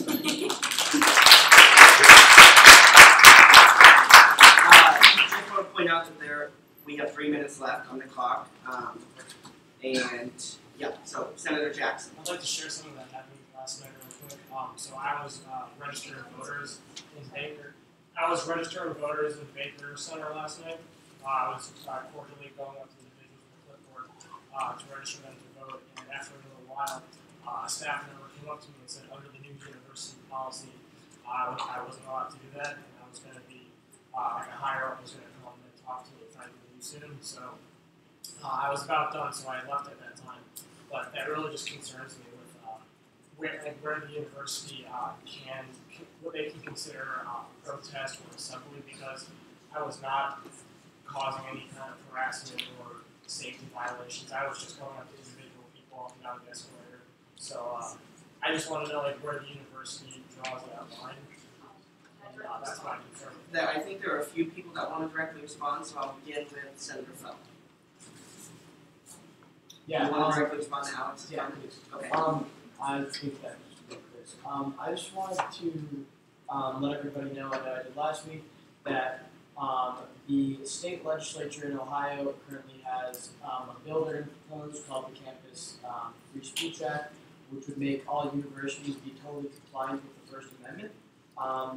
So if you all want to spearhead another place that might be affecting this debate. Yeah. and I'll just update the body real quick. The Governmental Affairs Commission is doing the bill analysis on that, and we'll bring it to the body with statement. And Commissioner Ramon would like to directly respond. Go ahead. It has been approved as of, was that yesterday, Alice? Yesterday, I think we got it. So if it was talked about, it's happened. So Okay, so it's on the floor now. Yes. And then Senator Feeney, if you want to directly respond to. Yeah, to directly respond to Senator Jackson, the reason they approach you has nothing to do with what you're doing in terms of protests. It's because you're not allowed to solicit outside Baker. So when you're tabling out there, you can't approach people for that reason. It has nothing to do with what you're actually saying. Is voter registration considered soliciting? Yeah, and then anything that you said, if you are tabling outside of Baker and you have registered a table, you are not allowed to approach a person. You're supposed to stay at your table because it is considered soliciting. Whether it's soliciting ideas, soliciting different things, it's considered soliciting. And I'll get to Senator Miller, but Senator Edward has her hand up first. Okay. I've Senator been Miller. yelled at for soliciting in Baker many times. So. Yeah, so Senator Jackson, this is nothing new. Last year during the election cycle, I registered lots of people and was often told in Baker Center that I could not approach people and ask them to register to vote because it is soliciting. While I fundamentally disagree with that, I think that I'm trying to get people to simply engage. It's not soliciting. I'm not trying to get them to buy anything from me. The university does have a very strong policy anywhere in Baker, and so I'm interested if they cited the new policy. We'll add 15 minutes. Wait, hold on. It's been motioned and seconded to add 15 minutes to the debate clock. Is there any discussion? Can it be 10? Does that work or not? No, that's a discussion. Move to amend it to 5 minutes. Okay. Sorry. So there is an amendment to amend to the 15 minutes. So all those in favor of amending it to 5 minutes, not the 15 minutes, but amending it to change it. All those in favor of amending it to 5 minutes, please say aye. Aye. All those opposed to amending? Okay. Abstentions. Okay, so it's now to 5 minutes. That's the amendment. So do I have a second to, do I have a motion to extend debate by 5 minutes? Motion was seconded by questions. Debating for 5 minutes, because I just have a little bit of Question? Well, I was just gonna say, can we just do the version where we just call on the people that had their hands still raised? So there were like 3 people left, so I don't think that's 15 minutes. Might not even be 5, it could be 6 minutes, I don't know. So just like whoever had their hand raised at the last time. And we can, so it's still on the floor for the motion, but just a show of hands, we're in the discussion portion of the motion.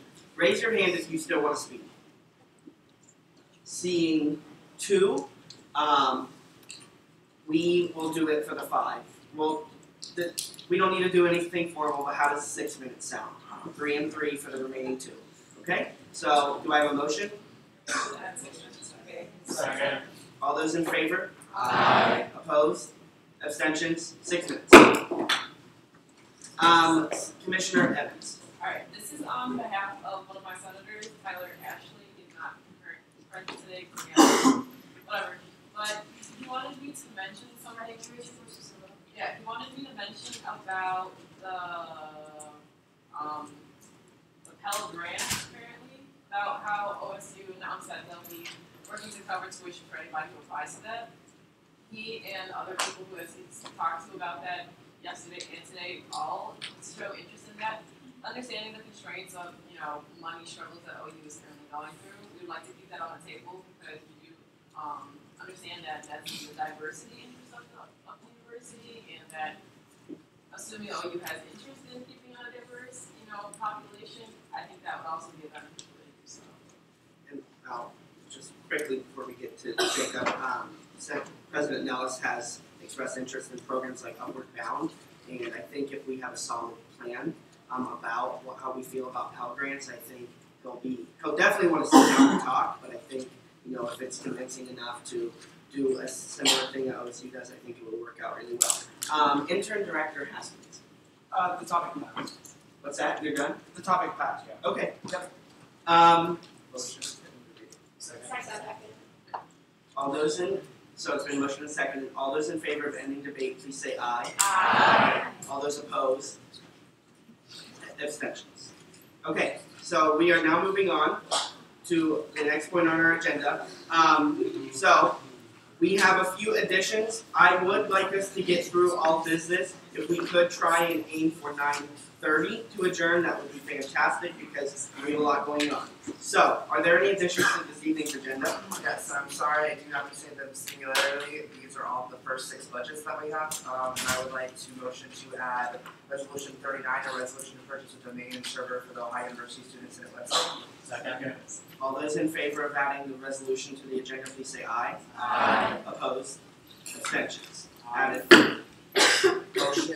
I would motion to add Resolution 171840, a resolution to purchase Bobcat pledge pins. All those in favor of adding it to the agenda, please say aye. Aye. Opposed? Abstentions? Added. Motion to add Resolution 171841, a resolution to purchase a table for the BSC, the Black Student Cultural Programming Board, Blackburn Spencer Black Affairs Commission. All those in favor, please say aye. Aye. Opposed? Abstentions? Added to the agenda. Motion to add Resolution 1718-42, a resolution to purchase a table for the BSCPB Blackburn Spencer pageant for Student Senate. All those in favor, please say aye. Aye. All those opposed? Abstentions? Added. Motion to add Resolution 1718-43, a resolution to purchase tables for ISU's International Dinner. Second. All those in favor, please say aye. Aye. All those opposed? Abstentions? Added. Motion to add Resolution 1718-44, a resolution to purchase raffle prizes for the Environmental Affairs Commission survey. All those in favor, please say aye. Opposed? Abstentions? Okay, so we are now moving on to the consent. What's that? I'm sorry, is there another addition to the agenda? Move to remove Senate Resolution 171829 from the consent agenda. You said 29? Yeah, 29. It's not on the agenda. I gotta pull it onto the agenda. It's about renaming, so like in currently for RMP, it says like a commissioner will be appointed who serves, like, and their title is officially center of X commission. And like, it either is not needed at all, or it's incomplete. Just like, have a conversation about like which of those two. Is there a second from the consent agenda? Second. All those in favor of removing Resolution 29 from the consent agenda, please say aye. Aye. All those opposed? Nay. Abstentions? For proxies, there would be an appropriate abstention, but let it be noted two voted no. It's been removed from the agenda. I'm sorry, from the consent agenda. Point of order. Yeah. Random information, sorry. If we wanted to move to have all the budgets, or budget resolutions put to unanimous, I would strongly recommend we do not do that, because it is roughly how much money are we talking? So I actually haven't had enough the amount for that, but I actually don't think we can do that with budgets anyways. Okay. So, proceeding on, we have the meeting minutes. Are there any additions to, oh, I'm sorry, Senator Ray. Yeah, it's not that. Okay, go ahead. Okay, my last name is spelled with 2 L's, and also I'm sorry for hearing this. Not for people at large. I'm so sorry. She will make the appropriate change in the minutes for that addition. Chief of Staff Schlosser. I move to add Senate Resolution 1718-29 to the front of the agenda. A resolution to change senator to commissioner in section. Yeah, okay, perfect. Point of information, what happened to 29? Are we still voting on that tonight? 29 is It's just out of the consent agenda. Consent agenda is to pass everything at one time, so we don't have to talk about everything, because there are a lot. So, yep. I was already going to do that, John. It's totally fine. That you can make a motion for that. Any other additions to the meeting minutes? Do I have a motion? Motion to adopt minutes. Second. All those in favor of the previous meeting minutes, please say aye. Aye. All those opposed? Abstentions? Minutes approved. Okay, now we move on to the consent agenda.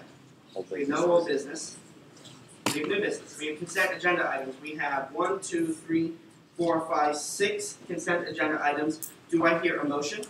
Motion to pass consent agenda. 5. Okay, so it's been moved and seconded. Is there any discussion on any consent agenda item?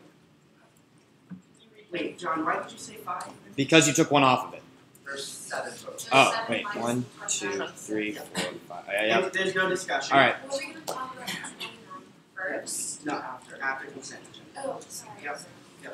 Okay, so it's been moved and seconded to approve the consent agenda. All those in favor of the consent agenda, please say aye. Aye. All those opposed? Abstentions? Okay, consent agenda passes. Point of information. Yeah. Just so I'm making some sure, the consent agenda is 25, 26, 27, 30, 31, 34. Correct. Not 22. Not 29. 25, 26, 27, 30. Oh, okay. You're exactly correct. 29 was removed. Everything passes on consent agenda. Moving on to resolution 171822. I move. Oh, 29. You're right. I'm sorry. 29. A resolution to change senator to commissioner in section 5.04 of the Rules and Procedures. Whereas the judicial panel is tasked. Second. Primary sponsor, clerk report, Veronica. This just seems a lot more complicated than what it was. You're just going through the wording, and 5.04A states there shall be a senator appointed by the majority of the executive officers who serves as the commissioner of each commission. And so we just interpreted that was mean they were a commissioner, not a senator. So that's pretty much all that was. A secondary sponsor, Chief Justice Milho. I will agree entirely with what Clerk Veronica said, and as another point, it starts out, and the reasoning of the panel is that it is premised by the first sentence, in that the senator is now appointed a commissioner, and therefore the rest of the places in that particular section go through, and they refer to them as senators, but they're not senators anymore because it's premised by the fact that they've just been appointed as commissioner. So that was we talked about it and decided as a panel that we thought that in the rest of that particular section, 5.04A, they should be referred to as commissioners for whatever commission and not senators. Okay, thank you, Chief Justice Milho. Is there any discussion on the resolution? Director Haskins. Yeah, so I just kind of need a clarification because the way that I read the appendix. Yep. The way that I read the appendix, it says there shall be appointed a commissioner for each commission, but then continues to refer to them individually as senator for X commission. So I need to know, are we changing it so that they are now referred entirely as commissioner in the document, or is it individual? Like the two just doesn't match up, don't match in my head. So a commissioner is appointed for the commission, and their title is Senator of Black Affairs. So, Point of information, you might be referring to, and correct me if I'm wrong, C and D? No, the rest of A. Oh, the rest of A. Yeah, so the rest of A says the senators authorized by this chapter shall be the Senator for Academic Affairs, which is the commissioner who leads the commission, and then so on, unless each commissioner. What member of the judicial panel would like to respond? Yeah, I guess we just changed commissioner. So they would all, it will just say the commissioner for each of them? Yeah, I guess. Okay, Yeah. that's fine. I just it doesn't, yeah, okay.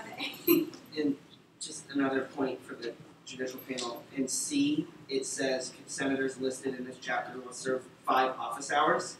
That is typically reserved for commissioners, so should that also be renamed to commissioner? Just for clarification, the reason why that is the way it is because sorority fraternity life, athletics, and the other, they also have 5. Correct, okay. Yeah. Okay, is there any other discussion on this resolution? Commissioner Clear.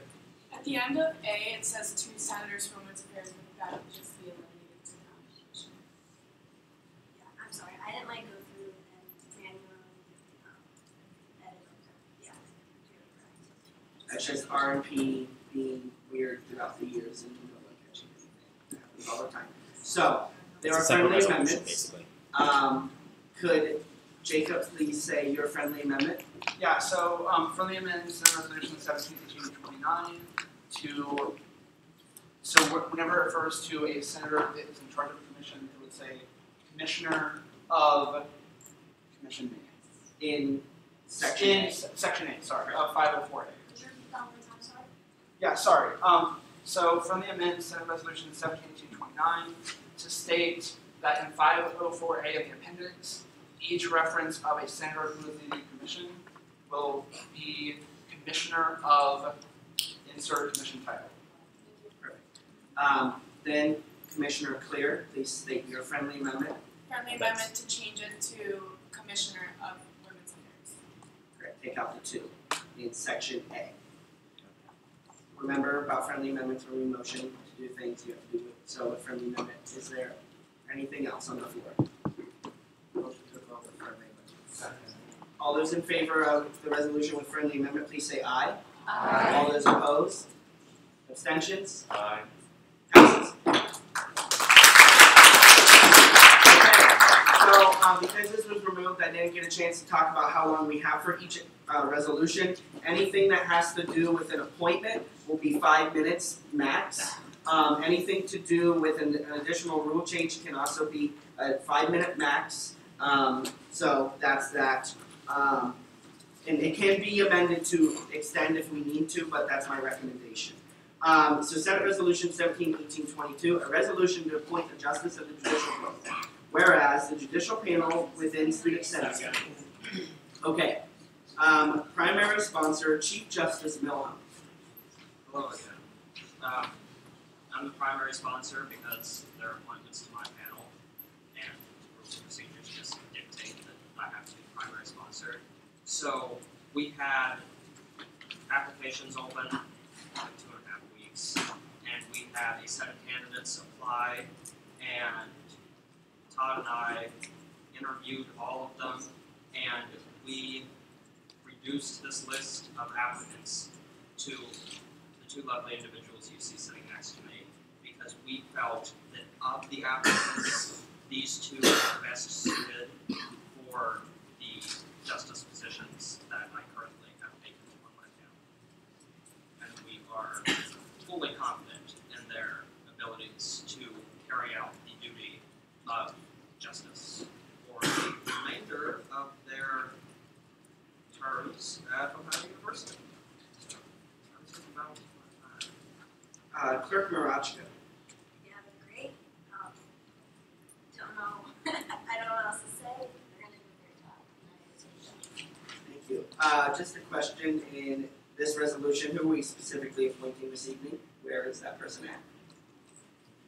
Where's Casey at? I know where he is, but there he is. Thank you. So Casey Hall Jones is right here. If he's appointed, we have separated each resolution. So that is the justice. Just a reminder, justices serve for life, for as long as they are at Ohio University. So Casey is a freshman. If he stays here all 4 years, which he better, and if he goes to grad school, he could be potentially in the position for 6 years. So I would recommend, you all take that into your consideration. Is there any discussion on this resolution this evening? All those in favor of the resolution 22, please say aye. Aye. All those opposed?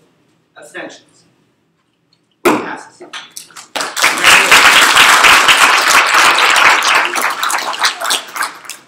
Resolution 171823, a resolution to appoint a justice of the judicial panel. Whereas there is a judicial. Chief Justice Milham. you all heard what I said last time, so we're going with that. Now return the balance. Clerk Marachka.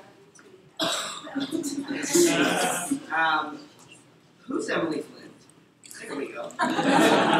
Thank you, Emily. Emily's a senior, right? I am. Perfect. Senator Rises. So, I know we're all antsy, but given that you pointed out this is a lifetime appointment, I do have a question. We might have been through this a little bit, but Walter, could you just elaborate what is the process for removing a justice if they are not performing their duties 3 years down the road, let's say?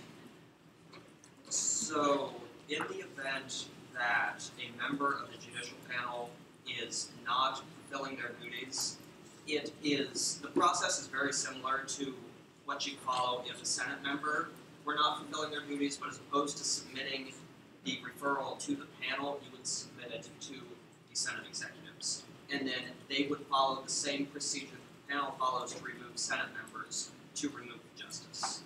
So, if it came down to it, there would be articles of impeachment filed by the Senate executives, and after that, trials and whatnot, they would make their decision. And as far as an appeal process, I actually don't think we have one in place, but I would assume it would, we'll work on this because this is something that needs to be in there, but probably come to the Senate for an appeal to the executive's decision. Thank you. There might be a point of clarification there. The appeal might be able, I think the executives are able to remove, and the justice may appeal the decision of the executives to the whole Senate body. I think that is what it is, if my memory serves. I know that's for senators, I don't know if that's for justices. I think there are 2 steps. We have checks in place for someone to be able to have an appeal, so that is a good parliamentary inquiry that you have. I think we can still proceed on the resolutions tonight, and I request the Chief Justice give us an update with the clerk next week on what exactly that process is. Is there anything else on the floor? All those in favor of resolution 23, please say aye. Aye. Opposed? Abstentions? Resolution passes.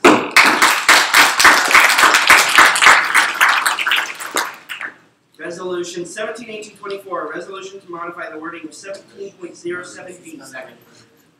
Okay, primary sponsor Clerk Marachko. Okay, so currently in 7.07b, it states that the new members at the Elected Commission shall be known as the delegates, but according to 8.03, members of SAC are the only body referred to as delegates. So we decided to change the wording to refer the delegates to the senators or commissioners accordingly. Secondary sponsor Chief Justice Milhon.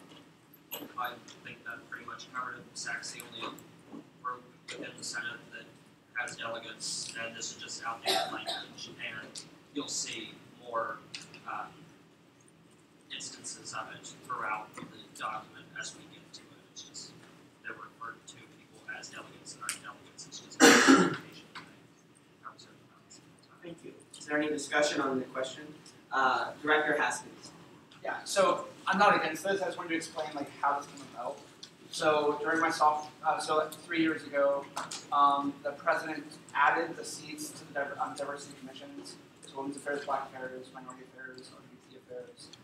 At the time, they used the word delegate to imply that you should be even more so than a normal senator going out to your constituencies, and you are representing your group. But they never changed the language of delegate to be a non-voting. Delegate means non-voting member, which is SAC people and then the SDS representative. There was a reason behind it, but it never got the other half of redefining delegate. So thank you for that point of clarification. Any other discussion on the resolution? All those in favor of resolution 24, please say aye. Aye. All those opposed? Abstentions? Resolution passes. Resolution 17-1828, a resolution to strike part of 5.02L from the rules and procedures. Whereas the judicial panel primary sponsor Clerk Marachko. Okay, so section 5.02L discusses senators unable to perform their duties come to the GBMs. It includes this privilege is not to extend past one full academic year regarding their proxies.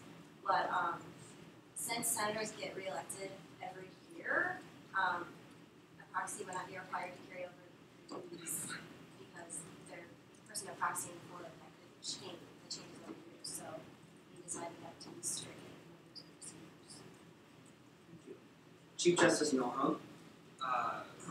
She pretty much covered it again. You're elected for 1-year terms, so you wouldn't need a proxy for longer than a year. And if we're being specific, I actually think permanent proxies are limited to a semester. So it wouldn't be a year anyways. discussion on the question? Vote. Second. All those in favor of resolution 28, please say aye. Aye. All those opposed? Abstentions? Resolution passes. Resolution 17-1832, a resolution to modify section 17. Second. Clerk of Court Marachka. Okay, it's pretty much the same thing as the first resolution we talked about. Just word changing, I guess. Kind of like a formatting thing. 7.04E states the vice commissioner shall serve as acting commissioner in case of the commissioner removed or resigned from office. And in regards to that, 7.05E states the vice commissioner shall fulfill all duties of the commissioner in absence. So we kind of construe that as once the commissioner can perform their duties, wouldn't the vice commissioner just become the commissioner and not the acting commissioner? So we replace that section with the acting commissioner shall be appointed to become the commissioner instead of just referring to it as the acting commissioner. Thank you. Chief Justice Milman. This one was weird Yeah. because I snooped through the records on the Senate's website that are actually rather difficult to follow unless you know exactly when something was discussed. But that's neither here nor there. And a bill similar to, or a resolution similar to this came up, and it was on the agenda for a meeting, but it was in the middle of the agenda, and then it was tabled, and then the next meeting it was proposed and tabled again, and then it just completely disappeared. There's no record of it after that. So we're thinking that there's no sense in having a vice commissioner if that vice commissioner does not become commissioner if the commissioner leaves. It's like having a vice president that doesn't become president if the president leaves. It's abnormal and not really. If they're not going to assume the role of presiding officer of their particular subset group, why are they called a vice commissioner? So we're just moving it as opposed to upon the removal, resignation, death, disappearance of commissioner,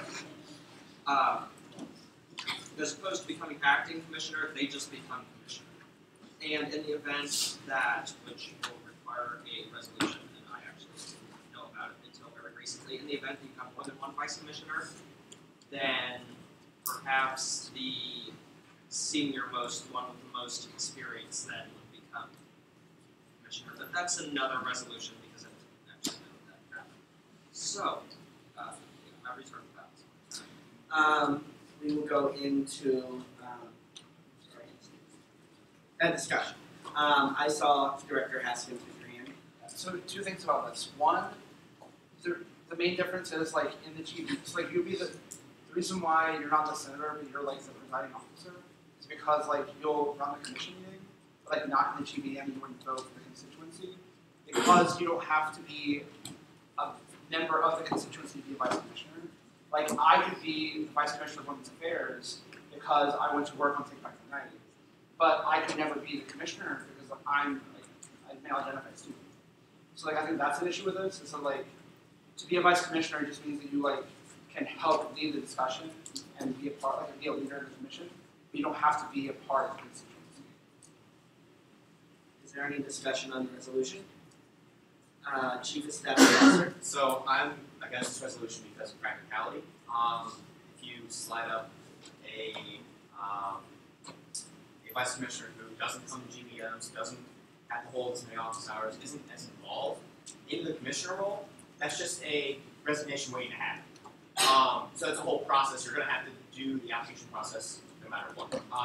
It's nice to already, the vice commissioner is in the running to become commissioner whenever there's a resignation.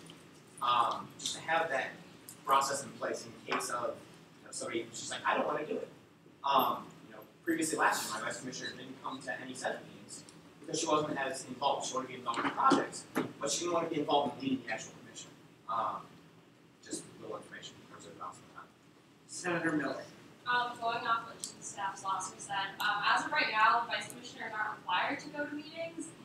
So I mean, his argument is saying, well, why would you pick a a vice commissioner doesn't come to people. They're not required to. Like, that's something to look at too if we're looking to make them a commissioner, is they need to know what's happening in the body. And so while I support this, I think you're absolutely right. What's the point of having vice in front of it? I mean, the vice president is assumed to become the president in the case of the catastrophe. It makes sense that the vice commissioner should be prepared to take on that role as well. But I think you would also need to kind of redefine what it means to be a vice commissioner, where they would have to come to meetings and maybe have a couple more requirements. And I also agree with your proposal eventually where, figuring out some way for multiple vice commissioners to have like some selection process. I think it absolutely makes sense, and I support this. We'll go to Vice President Schneider and then Senator Ayers. Okay, I'm not a huge fan of this. I agree with Senator Miller's point that if you're the vice commissioner, you kind of have to be ready to jump in. So last year when we debated wording and making them an acting commissioner, that's one of the main things that we said. Like, obviously, a vice commissioner should be ready to act, but I don't think that they should be ready to become the commissioner right away.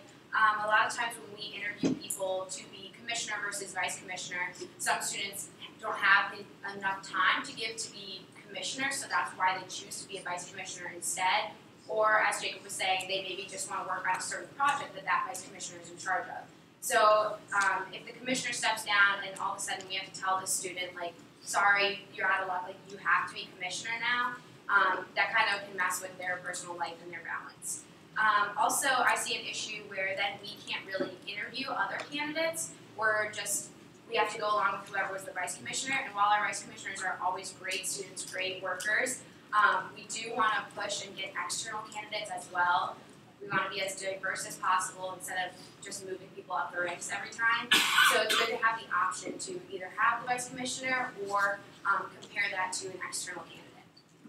Thank you. Senator Ayers. So I completely back what the chief of staff and the vice president have said. Also keep in mind, for example, in the LGBT commission, we have no vice commissioner. So that would, changing this would put us in a pretty crappy situation should something happen to the one of the three. That we want to happen, but just think about that. Like, we don't even have a vice commissioner, so. Senator Hudson. Yeah, I have to agree with everything. We're also kind of in the same boat right now too. So, I mean, this will also, I do have to agree, this would also lack anyone else coming who wants to join Senate, who want to be vice commissioner. If they saw this happen, they would probably not want to be part of Senate. So, yeah. Thank you. Treasurer Woods.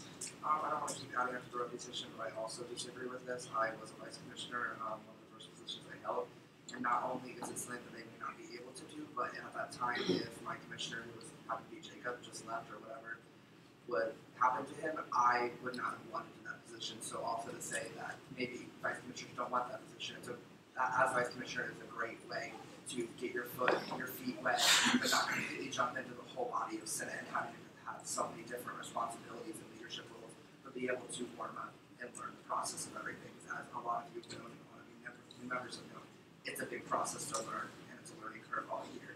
And I just wanted to say that not only is something that they might not be able to do, they might not want to do that. And I know you think, well, they could just refuse, then it just causes more problems than they don't have anyone at all. So I reserve the balance of my time. And I have a point real quick. I know some members might be wondering, why are we appointing vice commissioners who are not ready for the leadership role? As the rule currently states, we have a wonderful acting commissioner in the body at the current moment. It gives us the opportunity to, if a commissioner does leave and that vice commissioner does need to go to that role, it ensures that that constituency group has a vote still. If we have a person who goes right into that commissioner role and they don't want it, then they resign. They know going into it that they're an acting commissioner for the time being until we find another commissioner. So it's not all that pressure put on them. The acting commissioners don't have to serve additional office hours and things like that. So, it's important to look at constituency groups on Senate that only have a commissioner that has the only vote, like environmental affairs, governmental affairs, and those are the only two. So I think that's important to note as well. But moving on, is there any other discussion on the resolution? I move to vote. All those in favor of resolution 32, please say aye. Aye. All those opposed? Nay. Okay. So this is our first division of the year. Well, no, it's not. We've got a second one. Okay. So all those in favor of the resolution, please state. Okay. Everybody working on the In support of the resolution, yeah. Yeah. Those approved. 1, 2, 3, 4, 5. Okay. All those opposed, please stand. I'll count still for the record. 1, 2, 3, 4, 5, 6.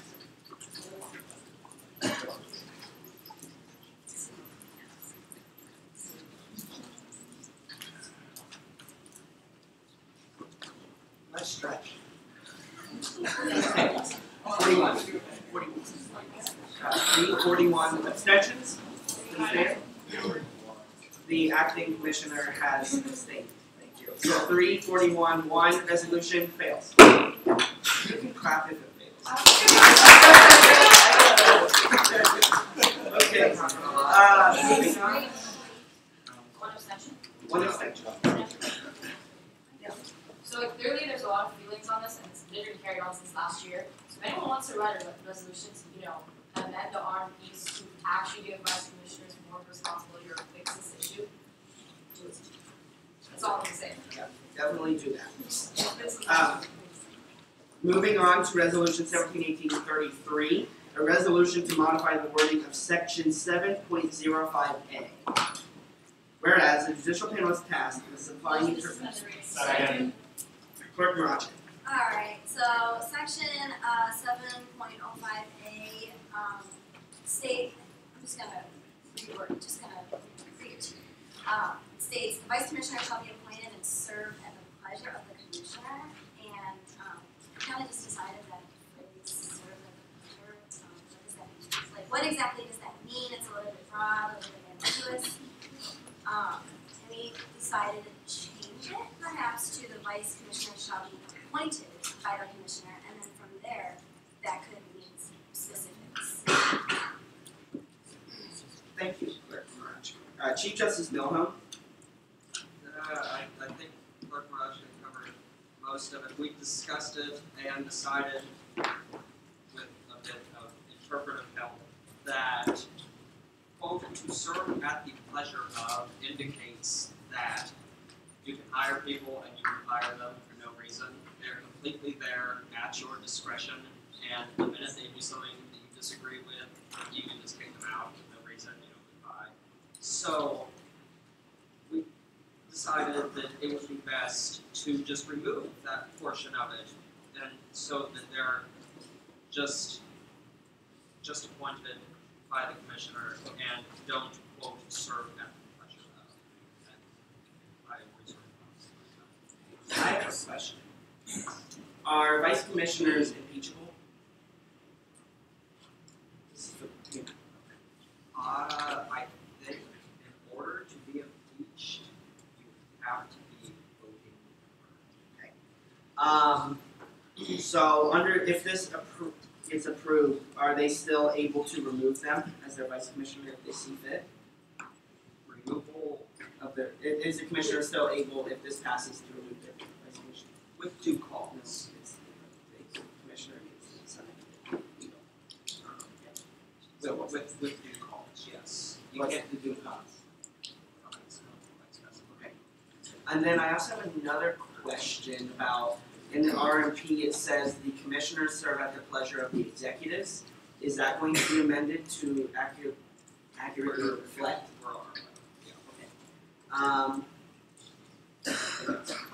Senator Giovanni. I don't feel comfortable passing this unless there is an explanation of due cause or a process.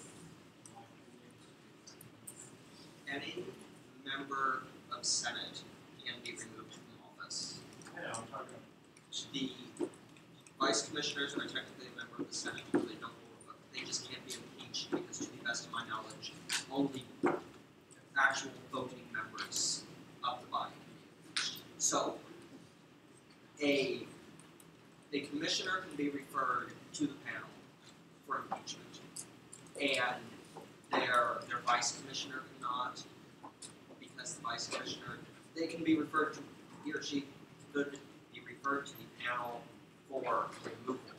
But we decided removal and impeachment are two separate processes. And I see that, but you guys haven't decided what is the good process would be. It's outlined in the rules and procedures that people can be removed from office for a list of things, neglect of duty, acquiring X amount of points per attendance, just not doing what they're supposed to be doing. So that process is outlined for Senate members, not specifically voting members, but only voting members can actually be impeached. Other members can be removed, but the formal vote impeachment process cannot be carried out on a non-voting member. I just want to do a point of order or information, whatever the parliamentary question is. We are on an accelerated timeline. I want to pass these budgets so we can go to places, so I want to make sure we speed up the process on our discussion of things.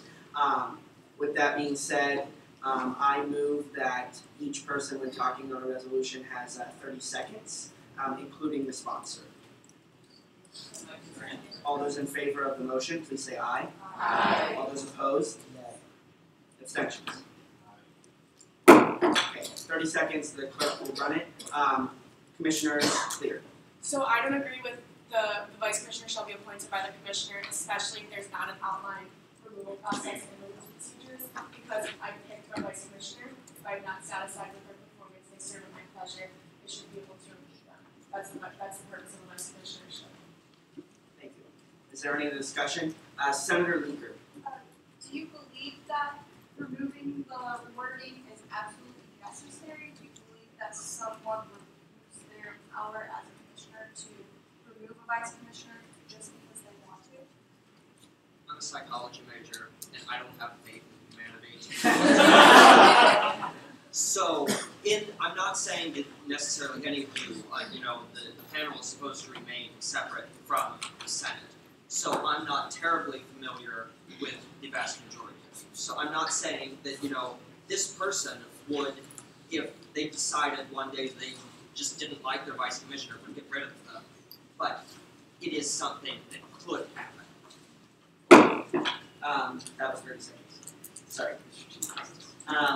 Treasurer Woods. So because this is just really a change of wording, it doesn't actually stop, say, Matt from firing one of his vice commissioners, Nathan, just the two people I see right now. It doesn't actually stop that, so I would like more wording in this and a better thought plan of just changing some words. It doesn't actually do anything, it's not very necessary, so I would motion that we table this until next week. Okay, is there any discussion on tabling it? Seeing none, all those in favor of tabling this resolution until next week, please say aye. Aye. All those opposed? Abstentions? Table. Moving on. Resolution, so that was, resolution 33 was tabled till next week. And I'd recommend the judicial panel come back with edits. You may do so as primary sponsors. Resolution 171835, a resolution to appoint a senator to the International Affairs Commission.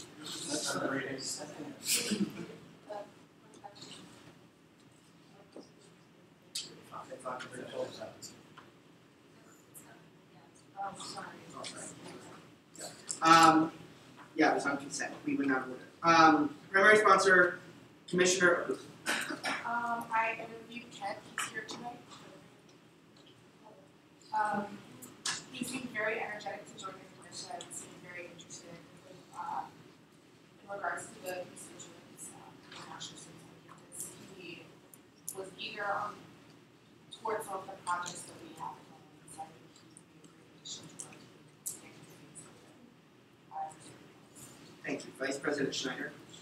All right, so Ken actually applied for a lot of different positions and had a lot of different interviews, so it's a battle of the commissions. But we believe that he can serve in this position the best. So I reserve the balance of my time. Thank you. Is there any discussion on the question? All those in favor of this resolution, please say aye. Aye. All those opposed? Abstentions? What's that? Resolution passes.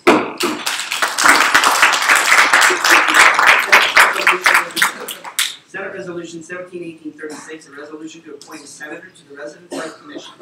Whereas, Second. primary sponsor, Commissioner Lundy Morris. I interviewed Cade, and he's really passionate about making a difference on campus, and as we all know, residents like to meet someone like that. So I'm really like balance the Noted. Primary, secondary sponsor, Vice President Schneider.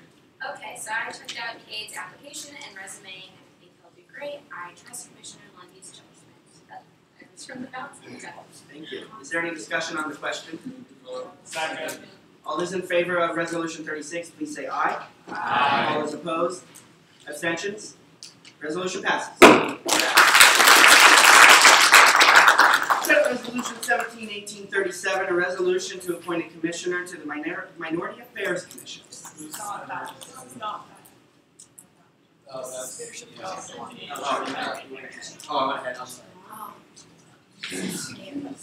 Yeah, okay, we'll continue. Primary sponsor, Vice President Schneider.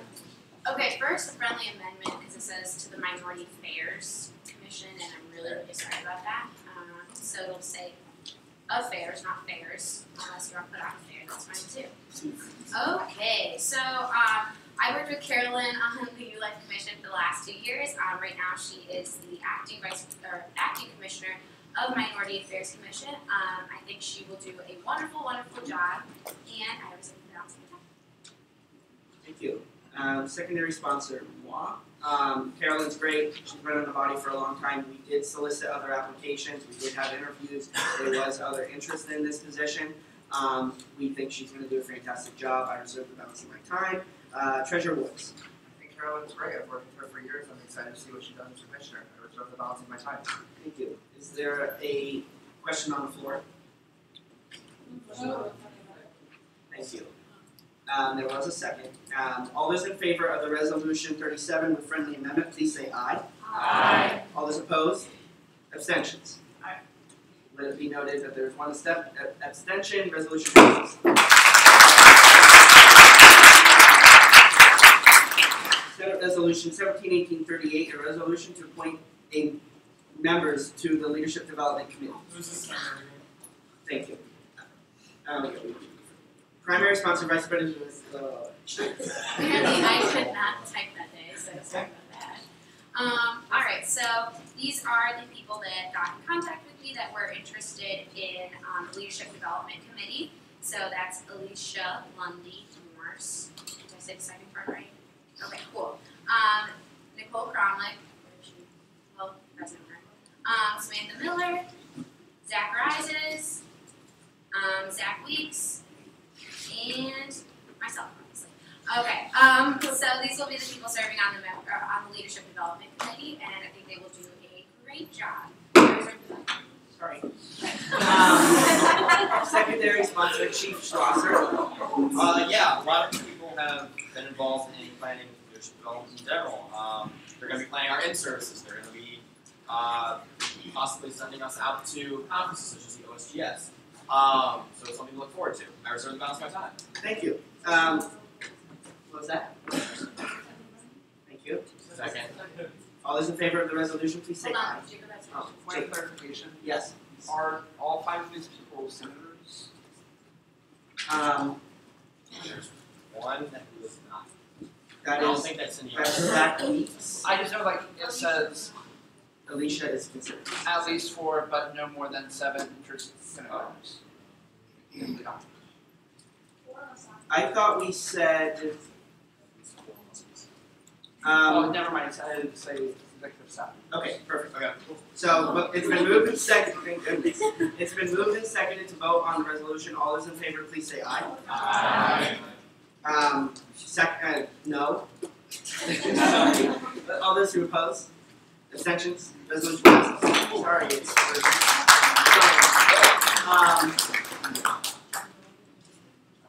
Wait, do you have budgets? Oh, we have budgets. Additions to the agenda. Yeah, sorry, we'll go quick. 17-1839, a resolution to purchase a domain and server for the OU Senate website. Whereas, Thank you. Sorry. Primary sponsor, Treasurer Woods. So we're having little issues with OIT on the Senate website through the actual university, and I know Sarah will talk more about this because I believe Anna will yield to her. She's heading this up. I think this is definitely necessary. It's a good price, and the PR team and Sarah have already been working pretty hard to get this set up for us even before we pay for it. So I reserve the balance of my time. Thank you. Senator Ayers. You should pass this, I yield to Sarah. So Todd and I have been working a lot and figuring out the best way to have a Senate website, and currently having it through the university is not working. OIT is not helpful, and they actually don't even have the coding that we need anymore. So if we want to make specific changes, we literally can't. So there's only so much we can actually do to the website and actually make it work and look nice. So we're hoping that you guys pass this budget so that we can start creating a website through a different domain that will allow us to have. Sorry. For all of you who are wondering what the numbers of the budget are, right here. Alright.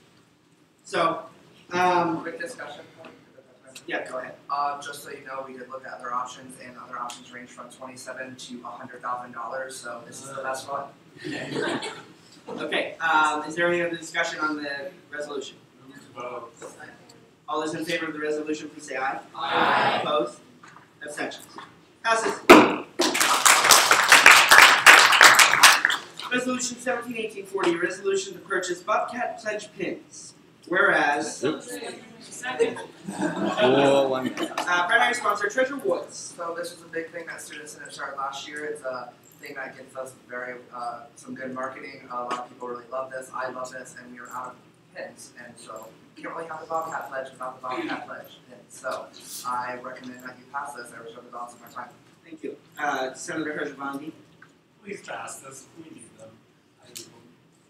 Thank you. Is there any discussion on the question? I'll get I just have a question. So, how many are you ordering?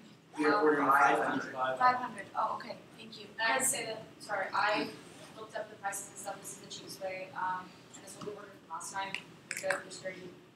Okay, are they allocated already, the 500? What do you buy? Those are no, they're not. That's the amount. That's the amount. No, I understand, but like, are those 500 going somewhere specifically? Because I have 150 new like medical students, and last year we did the pledge to everybody, so they all get them and wear them on their white coats. I know these are ones that are just for Senate to hand out during the tabling and stuff. I'm not sure how much you know about this, but I know I believe 1,000 were ordered for a department, this student affairs department at HCOM over the summer. So I'll talk to them. Thank you. Great. Also, just to point out, if you would like more, write another budget and you need more, like, if it passes, we'll be more than happy to order. Sure, I'll look into that, but it's probably good. Perfect. Thank you. Senator Rises. Yeah, well, just to build off of Senator Manline's point, I had the Vice Provost of International Affairs. We already spoken to him. Great, awesome. She Perfect. requested. You will receive them 100 when. Awesome. Sorry, Zach. Cut you off. But you're good. Is there any discussion on the question? There's a question up here. Okay. It's not a competition of who can say second quick enough. I'm all trying to getting down who is the box score. Okay? So it's been moved and seconded. All those in favor of the resolution, please say aye. Aye. Those opposed? Abstentions? Resolution passed. Senate Resolution 17-1841, a resolution to purchase a table for the VSCPB Blackbird Spencer pageant for the Black Affairs Commission. Says. Primary sponsor Treasurer Woods. So this is a great event. We go to it every year. This year, Amani came and approached me and wanted to be able to take her own commission to this event, and also she'll talk more about this, but they're going to do a raffle, I believe, still on Twitter. I think this is a great event. Later on, we will be getting, later in the budget, there will be a budget for a student senate table. This is just for the Black Affairs Commission. I reserve the balance of my time. Thank you. Secondary sponsor Senator Hipwell. I reserve the balance. Thank you. Is there any discussion on the question? Commissioner Evans. I would just like to give some clarification. Like everything Zach said is true. I went to the VSCPB meeting today just to show my face and say what's up. And the president was saying that tables were running out quickly, so I do think that it's in the interest to pass this tonight, and that it would be a good representation for Black Affairs to have this available to students who would like to go to the pageant. Thank you, Commissioner Evans. Any other discussion on the question? Okay, all those in favor of the resolution, please say aye. All those opposed? Abstentions? Resolution? Yes. Noted as one abstention, resolution passes. Resolution 17-1842, a resolution to purchase a table for the BSCPP Blackburn Spencer pageant. Whereas, Suspend the reading. okay, primary sponsor Treasurer Woods. So same event, this is just the table for student senate. If this is passed, the executives will talk and we'll figure out who of these 8 people, how we're gonna decide they will go. This is a great event. This year's theme is now really fun. We try and go every year, and this is just a great way to show support for BSCPP after they've shown us support for many years now. I reserve the balance of my time. Secondary sponsor Senator Fell. I echo what Zach said. Great event. It's awesome. Everybody feels like royalty because you gotta dress up and it's fun. I would love to go, but I will be busy that weekend. But yeah, everybody should vote on this. Thank you. Perfect. Is there any discussion on the question? Senator Holbrook. Very quickly, I think deciding who is able to go for which is first come, first served, I think we should prioritize people who have not been able to go. We will do that. Senator Shibandi. I was about to say how she basically said. Perfect. I can it will not be like last year. It will not be first served. Treasurer Woods will find a way, and we will work together on finding a way for the 8 people to go. Is there any other question? All those in favor of resolution 42, please say aye. Aye. All those opposed? Abstentions? Resolution passes. Resolution 17-1843, a resolution to purchase tables for the ISU's International Dinner. Suspend the reading. Primary sponsor, Treasurer Woods. Another great event, another great way to show support for ISU, another organization that has given us a lot of support in the past. Also, just to make a point, we do now have the leadership thing that we just voted on, development committee, and that's also a great way to serve for, like, if we have open for this event, for BSCPP, for any more conferences stuff we do, we will open it up to a little app, and they will interview people on the side. That's how we've done it in the past, so if that's how we decide to do it, that'd be a great way now that we have that. I reserve the balance of my time. Perfect, thank you. Secondary sponsor, Senator Rises. I reserve. Oh, yes. I have been to the ISU dinner. I think everybody should go to the ISU dinner, and I reserve the balance of my time. Thank you. Just a point of looking at the resolution, we're ordering 2 tables, so that's 16 seats. That's all I have. Any other discussion items? Commissioner Evans. I would like to add for each table, like I said, each table is 8 people. Then my commission would get our own table, so there'd be 4 people in my commission that would be attending, so we were actually not 4 seats. That's for the Black Yeah. Spencer event. Sorry. Clarification. Any other discussion? All those in favor of the resolution, please say aye. Aye. All those opposed? Abstentions? Resolution passes. Resolution 17-1844, a resolution to purchase raffle prizes for the Environmental Affairs Commission survey. Move to suspend the reading. Primary sponsor, Treasurer Woods. So the Environmental Affairs Commission, Lydia, and all of them have been doing a great job. This is a great survey. I recommend if you all have not filled it out, please go and do so. This is just a little bit of a incentive to get to do it. You know, we all like to have a little money, a little something for us to do even a little bit of some work. So I think it's a great way to incentivize that. It's also not a ton of money, so I recommend that you pass it. So I reserve the balance of my time. Okay. Secondary sponsor, Senator Keefe. I yield my time to Commissioner Ross. Hello, everyone. So this is great. I'm really excited. I've been working with Rachel, our director of research, and hopefully the survey will be out this weekend. It basically goes over reaching out to students, talking about if they know there's a plastic bag tax, if they know that there's discounts if you bring your own cup to the cafes across campus, how do you feel about the ridges, how do you feel about the reusable to-go boxes. So it's kind of across the board sustainable initiatives across campus. So this is a great way to get feedback on multiple different things that I want to accomplish with my commission this semester, and hopefully these gifts will help. Sorry. wonderful, they're doing wonderful work, like she said. Is there any discussion? You can finish your sentence if you want. Any discussion? Chill out, please. Thank you. All those in favor of the resolution, please say aye. Aye. All those opposed? Abstentions?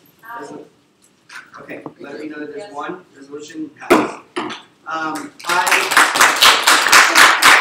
I'd like the motion to strike everything from the agenda and keep executive officer and advisor report. Just we have a few updates that are pressing, and we'd like to get through that. We're striking everything except for executive officer and advisor reports. Specific commission reports, Senate committee, university committee, and executive staff. Those will all be given next week. If you have anything pertinent, come talk to us. Email Senate. Yeah. So if you have a commission report that's like pressing, just email it to me before Friday because I send out my Friday reminder email for office hours, so I can just include it in there. Perfect. Thank you. Is there a second on the motion? All those in favor, please say aye. Aye. Opposed? Abstentions? Okay. So we will go. So I'll be quick. I just wanted to let everybody know that I'm on the provost search committee. I will be disseminating more information to you all so I can get back to your feedback on what you would like to see in the provost. The JPAC Police Barbecue was last night. It was well attended. We're going to be doing more events like that, I think. I'm on the council. I would still recommend that you all reach out to those members of the community, the police, and things like that, and have meetings of those sorts.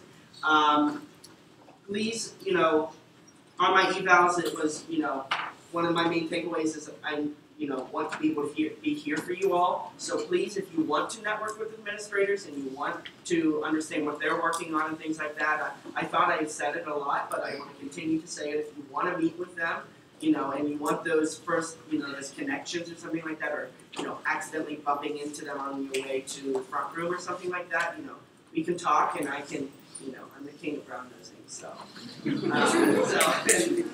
So I want to help you all in that effort so you all can get done what you want to do. Please also reach out to other senates to see what they are doing and what you can collaborate on. That's super important. Working group on the rewrite of the policy, please fill out your availability. I added some more times in. Please go back in, look at that. I want to meet this Sunday. I'd then like to meet the following Sunday and then have a bill for Senate on October 11th to be voted on.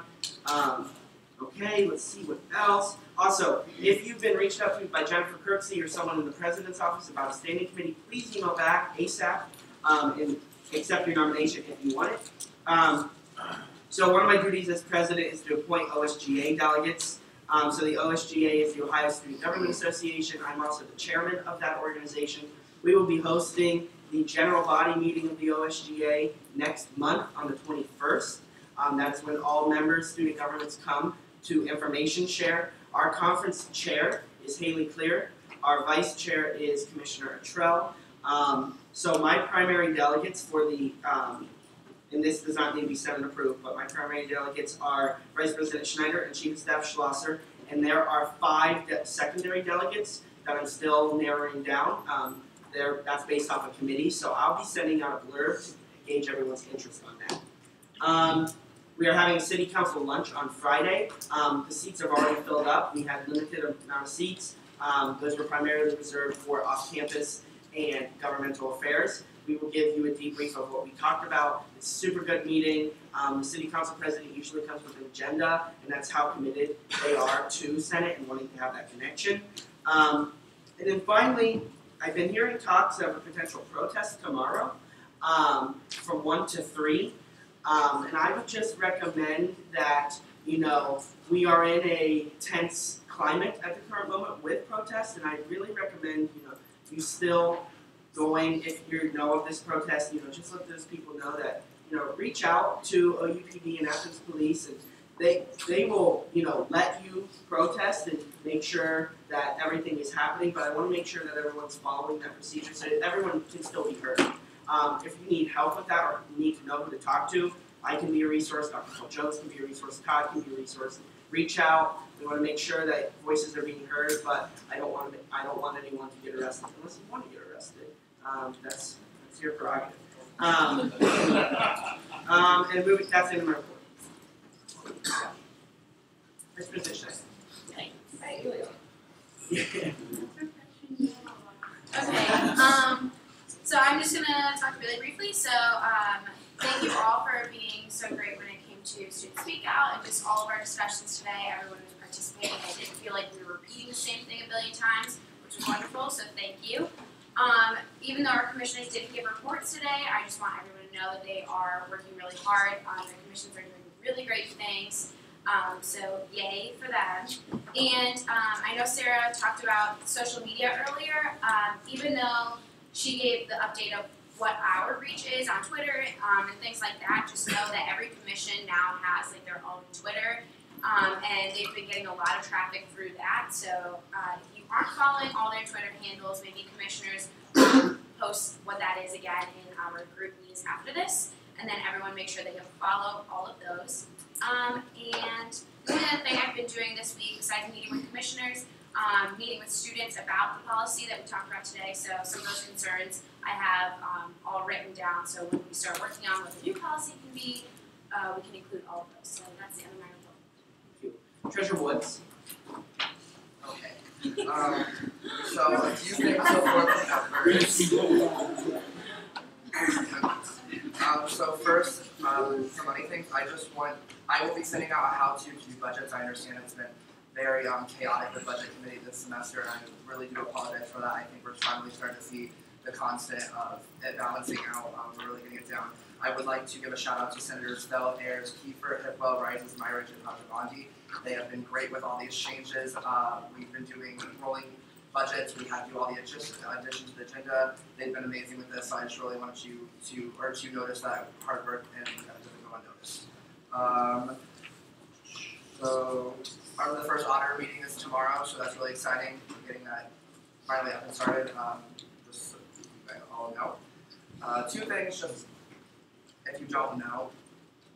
So when you're doing your reports or anything, or you're speaking, if you're done speaking, you say, I reserve the balance of my time. And then if you want to give someone else it, you say, I yield the balance of my time to you. It's not something you have to do, but if you want to do it, just so you know the correct wording. Again, great job tonight. One with the decorum. I know these last few meetings are long. We're working really hard to try, like we just did, to cut some out, to try and get these down. But sometimes it's just kind of how it comes out. We're doing really important things, and I think it's great because I don't feel that we're not doing anything busy work. I think we're doing really important things, and also great job. I know it's another week because it's professional. We all look great. On to the numbers. All right, so in Senate, we have $24,480 allocated but not yet spent. We have $14,341.24. In SAC, we have $36,853.14, and in the fund, we have $83,968.48. And thank you to Zach Rises for sending this to me during the meeting. Since we passed all 6 of those budgets, we will review decreasing the Senate amount for $788.95 total. SAC did have their GBM this Sunday. They allocated $12,766.33. I will not, usually I will tell you all the organizations that they allocated that to, but in the interest of time, but I do want to tell you they did give out $1,050 in newer grants, and I am going to say those because that's a really cool thing to get newer on campus, especially so many. So if anything sounds great, I would reach out to, or interesting to you, I'd reach out to Haley, and she could probably get you in contact with these people. So 1804 Communication, the Big Data Club, Renaissance Engineers, Nepalese Student Orgs, Court Street Crew, War and Peace Society, and Ohio Sports Broadcasting Club. Those numbers are true and accurate to the best of my knowledge. Advisor report. It will be, oh, I'm sorry, John. All right. I'm going to keep it brief. Most of it's going to be in my email. Homecoming. So, we're painting the homecoming banner this coming Sunday at 8. Please be there. It's really fun. 8 p.m. Yes. Not 8 a.m. Homecoming is not this weekend, but it's the next weekend. The parade will be getting starting at 2 p.m. instead of noon, so that's good. Timeline is going to be parade at 9:30. Directly following the parade will be an office get-together where you can meet some of the Senate alumni. They're really great people. You're going to be really happy to meet all of you. After that, we're going to go to the alumni's tent where they have free food. Just a great time to meet alumni. And then the game. The organizational liaison. So By the rules and procedures, week 4 is usually the time where we give out the list of student orders. Last week I reported that she had the list and she was working on sorting them out to individual people. This week she has been sorting them out into commissions relevant to those student orders. So like, Women's Affairs Commission, getting relevant orders to that commission. It's taking a little bit longer because it's a lot more sorted. So by this time next Wednesday, I will have a list of student orders from the organization liaison. A lot of people said like, hey, why didn't this happen sooner? The CIC was very reluctant to give out that list because they don't give it out to any students. We are the only organization on campus who has access to the list of all the student orders. Just because they don't want other people bothering them. And the rest of my report will be in my email. Oh, we do have an intern here tonight, Tate. Oh, hello everybody. Dane, I'm a freshman. And Jacob's brother, Tim. Sorry, Tim. Are there any other interns here tonight? If you got an email introducing your mentee, please email them back this week. They're really excited to get started. I went to the intern meeting. Jacob and Sarah are doing an amazing job. They're very passionate. I can't say enough about them. And that's the end of my report. Oh. Just one quick thing. If you have any interesting events happening on campus, if you know your commission's doing interesting events, please let me know. Just leave a sticky note on my desk. I'm trying to put them as much on the executive's calendar as I can. So if it's like even not related to Senate, but you think it's a cool event, please let me know. Yeah. I don't have anything professional, but Walter turns 21 at midnight.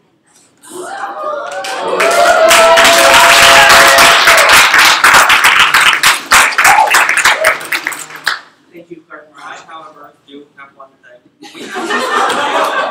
Like a 4-day school. Yeah. yay. Thank you.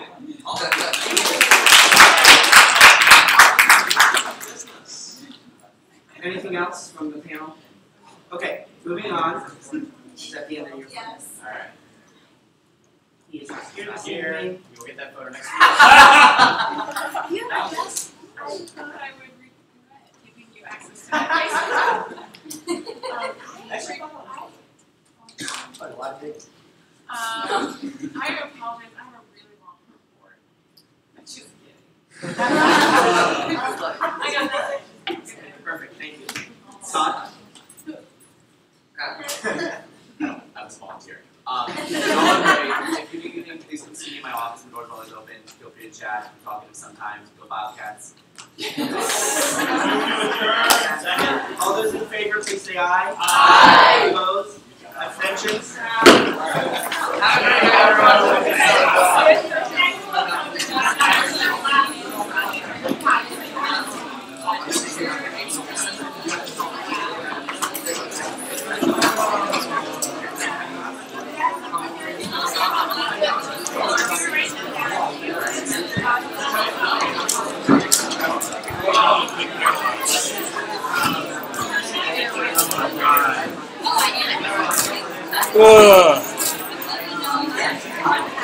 What am I thoughts?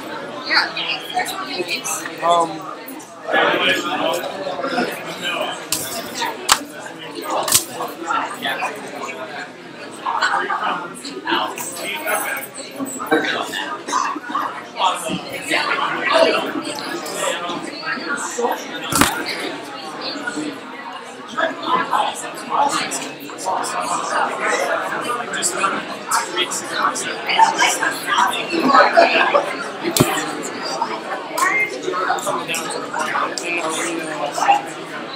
Moderating ourselves. So I was thinking the duration of it. You give each candidate a couple minutes to speak. How long do you ask questions? If that, maybe probably 3, I'm thinking. I think we can talk about fixing questions. So like differently to me asking me. I don't think we can ask different questions. We ask different questions. All the plans. Not just broadcast. No transparency.